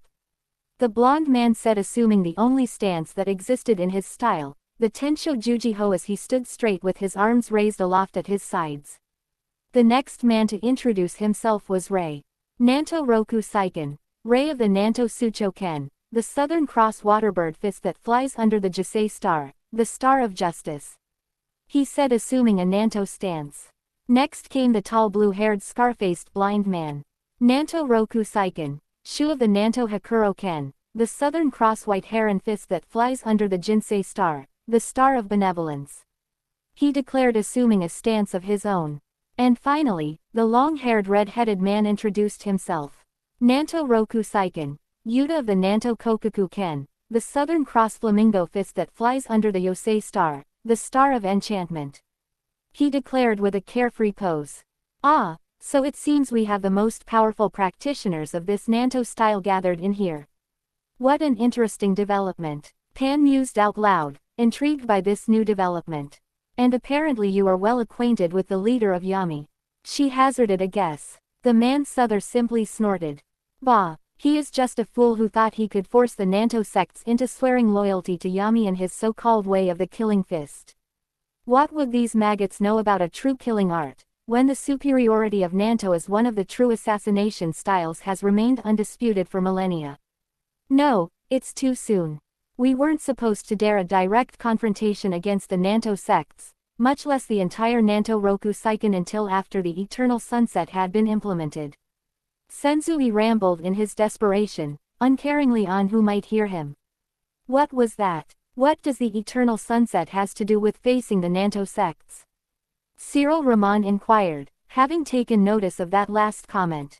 I thought the Eternal Sunset was supposed to ignite a war to bring about an age of strife in which we Grandmasters would be able to keep the purity and true killing nature of our styles from dulling out and losing their edge. What do the Nanto sects have anything to do with this? The old man demanded, not liking the implications that Senzui's latest revelations described. That was just a front. An excuse to gather the support of all the Satsujikan followers around the world. The true aim of the Eternal Sunset was to launch a nuclear strike and bring about a nuclear war in order to wipe out most of the Nanto sects that stood in my way from claiming the title as the most lethal and powerful art in the world, ensuring the superiority of the Kurmisago style. After that, the conquest of the world was all but guaranteed.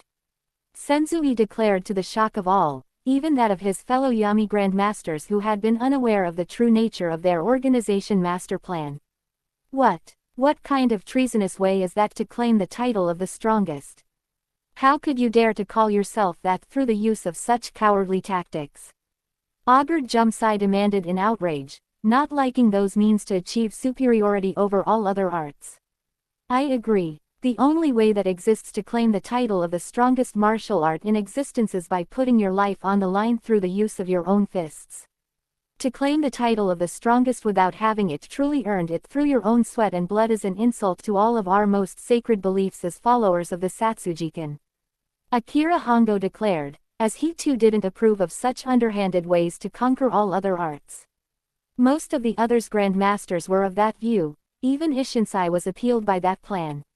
I care not for the world. All I ever wanted was to fight against strong opponents in order to ensure the continual development and evolution of my art. Even if it meant I had to lose my life in the process to achieve that. This cheap way to obtain victory disgusts me. This is not what was promised to me when I had first joined Yami.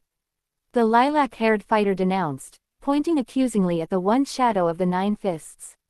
Not all of the Yami masters were outraged at Senzui's deceit. Some like Mihaisterby were simply too amoral to mind whether if their leader was a cheating bastard or not. I don't care if our esteemed leader is using us or not. All I care is to have the chance to kill as many people as I can and bathe my scythe in their blood. He said with a disturbing look in his eyes as he licked the blade of his scythe with his tongue. Earning the sneer of many of his fellow grandmasters. Kushinada turned towards the head of Yami, her demeanor completely serious. Senzui, have you been using us all this time to achieve your own goals? Has this been your true aim from the very beginning? She demanded with a cold expression, although she is a woman who wouldn't shy away from using underhanded methods when necessary to achieve her own goals. To use such cowardly backstabbing tactics to dethrone more powerful opponents is certainly not of her liking, as she has always preferred to deal with any opponent personally and upfront. Even when employing treasonous or deceitful tactics, she has always personally dealt the killing blow. There are things not even she would sink low enough to do. Using weapons or proxies to kill her opponents instead of doing it herself, especially against a truly strong warrior, was one of them. Of course. You all were nothing more than tools to achieve my goals. Disposable assets to help me achieve dominion over all other martial art. The madman declared in his frenzied desperation, not caring anymore to keep his plans in secret as he felt himself backed into a corner by 2 terrible opponents that he knew he didn't have the strength to go against. Souther just laughed at what he considered a pathetic sight that was watching the leader of Yami losing his mettle. I am not surprised that this little insect came out with such puny and laughable plan. He's always been a weakling and a coward at heart. This is not the first time I've had to deal with his pathetic attempts to go against the might of Nanto. His underhanded and deceitful methods may have been enough to bring down a weak and simple-minded clan like the Kurmisago. Oh yes, we the Nanto Rokusaikan are fully aware of the little deception this maggot has carried out. But against a real powerful art like Nanto Saiken, his plans are nothing more but child's play. The blond man declared with a cruel disdainful tone, making it seem how much he believed Senzui to be trash to be stepped under his boot. The one shadow of Yami obviously didn't take kindly to the insult. We'll see how much my methods are child's play when you and the rest of the Nanto sects are burned to the ground. Soldiers, open fire. Kill everybody still standing, he ordered in his crazed frenzy. The troops still alive in the field, however, were not much of the mind of carrying those orders, however, as they were reticent of going against such powerful opponents, men that have proved more than capable of shredding scores of heavily armed and armored soldiers in an instant, and an alien girl immune to all weapons able to destroy entire fleets of destroyers with only a glance. Souther took notice of their hesitation and chuckled even more. Seems your little toy soldiers are smart enough then to try to go against a stronger opponent. Sadly, after giving them that order, you've done nothing but forfeit their lives. As we cannot allow any proclaimed threat against Nanto to live, he declared ominously, before displaying his nails that glinted under the sun. And that was when the screaming began. All the members of the Nanto Roku Saiken lunged against any nearby soldiers, like sharks pouncing on a wounded prey, and began to cut them apart into tiny little pieces with the power of Nanto. Yuta began to cut through the packed lines of soldiers by launching powerful vacuum blades that traveled through the ground and teared apart anything standing in their way. Densho Repa. Yun Chong Lai Bo, tradition-defying rending wave. Shu just jumped in the middle of a great congregation of soldiers and landed on his hands upside down before spinning around like a mini tornado while delivering a kick that decapitated every single soldier in range, their heads simply separating cleanly from their shoulders in a single move. Nanto Rekyaku Zanjin. Nando Lai Jiao Zanjen, beheading formation of the fierce feet, Ray took into the air and began to bombard all the troops underneath his advantageous position with a barrage of vacuum blades that sliced them all apart in showers of blood. Nanto Hicho Rengeki Ha. Nando Fei Nao Luanji Bo, Flying Bird Wild Halberd Wave. Souther simply rushed at the closest congregation of soldiers and smashed into them, sending them all into the air due to the strength of the impact. Once there, he simply turned in their direction with an overhead kick, before all the airborne soldiers were sliced apart in a shower of gore by an unseen force. Tensho Gunsei Kyaku. Tian Shang Kyun Xingjiao, Heavenly Star Kick. Shin also joined his fellow peers of the Nanto Roku Seiken by attacking the soldiers around him, slashing at them more quickly than what the naked eye could hope to follow. Only air distortions could be seen as Shin quickly rushed among their lines until he was standing behind them, showing them his back. Then suddenly, all the soldiers simply fell apart into thousand pieces under more torrents of blood. Senshi Kanshu. Qian Si Guan Shou, Thousand Torn Piercing Fist. The remaining soldiers finally got out of their stupor and began to open fire upon the members of the Nanto Roku Seiken, but by that time it was already too late, as the Nanto masters easily moved faster than any bullet and began to shred apart every soldier in their vicinity with only their nails. Not wanting to be outdone by the Nanto users, Ro2 lunged at any nearby enemy. Well, it seems it's up to me to defend the honor of Hokuto. I'll show these weaklings what a true killing art looks like, he declared before he swatted away an entire line of soldiers with a swing of his arm. The soldier crashed into the ground, not too much worse for wear, but when they tried to stand back again, their bodies suddenly froze and began to seizure. Their limbs and heads began to deform, as bloated fleshy tumors suddenly began to rapidly grow on their bodies, their helmets quickly being discarded to try to alleviate the pressure. But any effort was hopeless as their bodily deformations inflated until they reached a critical mass before exploding in gory displays that blew their entire bodies apart. Everybody watching was simply horrified at the gruesome scene. Wow, what the hell happened? How could their bodies explode in such a horrible manner? Exclaimed a freaked out Ethan Stanley, as never in his entire years as a disciple of Yami had he seen martial arts as terrible as these. That is the power of Hokuto Shinken, Kenshiro replied to the shock of all. He then turned towards Toki. I guess it's time for us to do our part, he said before turning around and delivering a hand chop right in the head of an armored soldier and caving his skull in despite the helmet and gas mask. The rest of the soldiers watching simply jumped back in fear at seeing such display of terrible strength. Ganzan Ryozan Ha. Yanshan Liang Zanbo, Rocky Mountain Splitting Wave. Now the Hokuto potential successors became targets under sights too, but bullets also proved ineffective on them.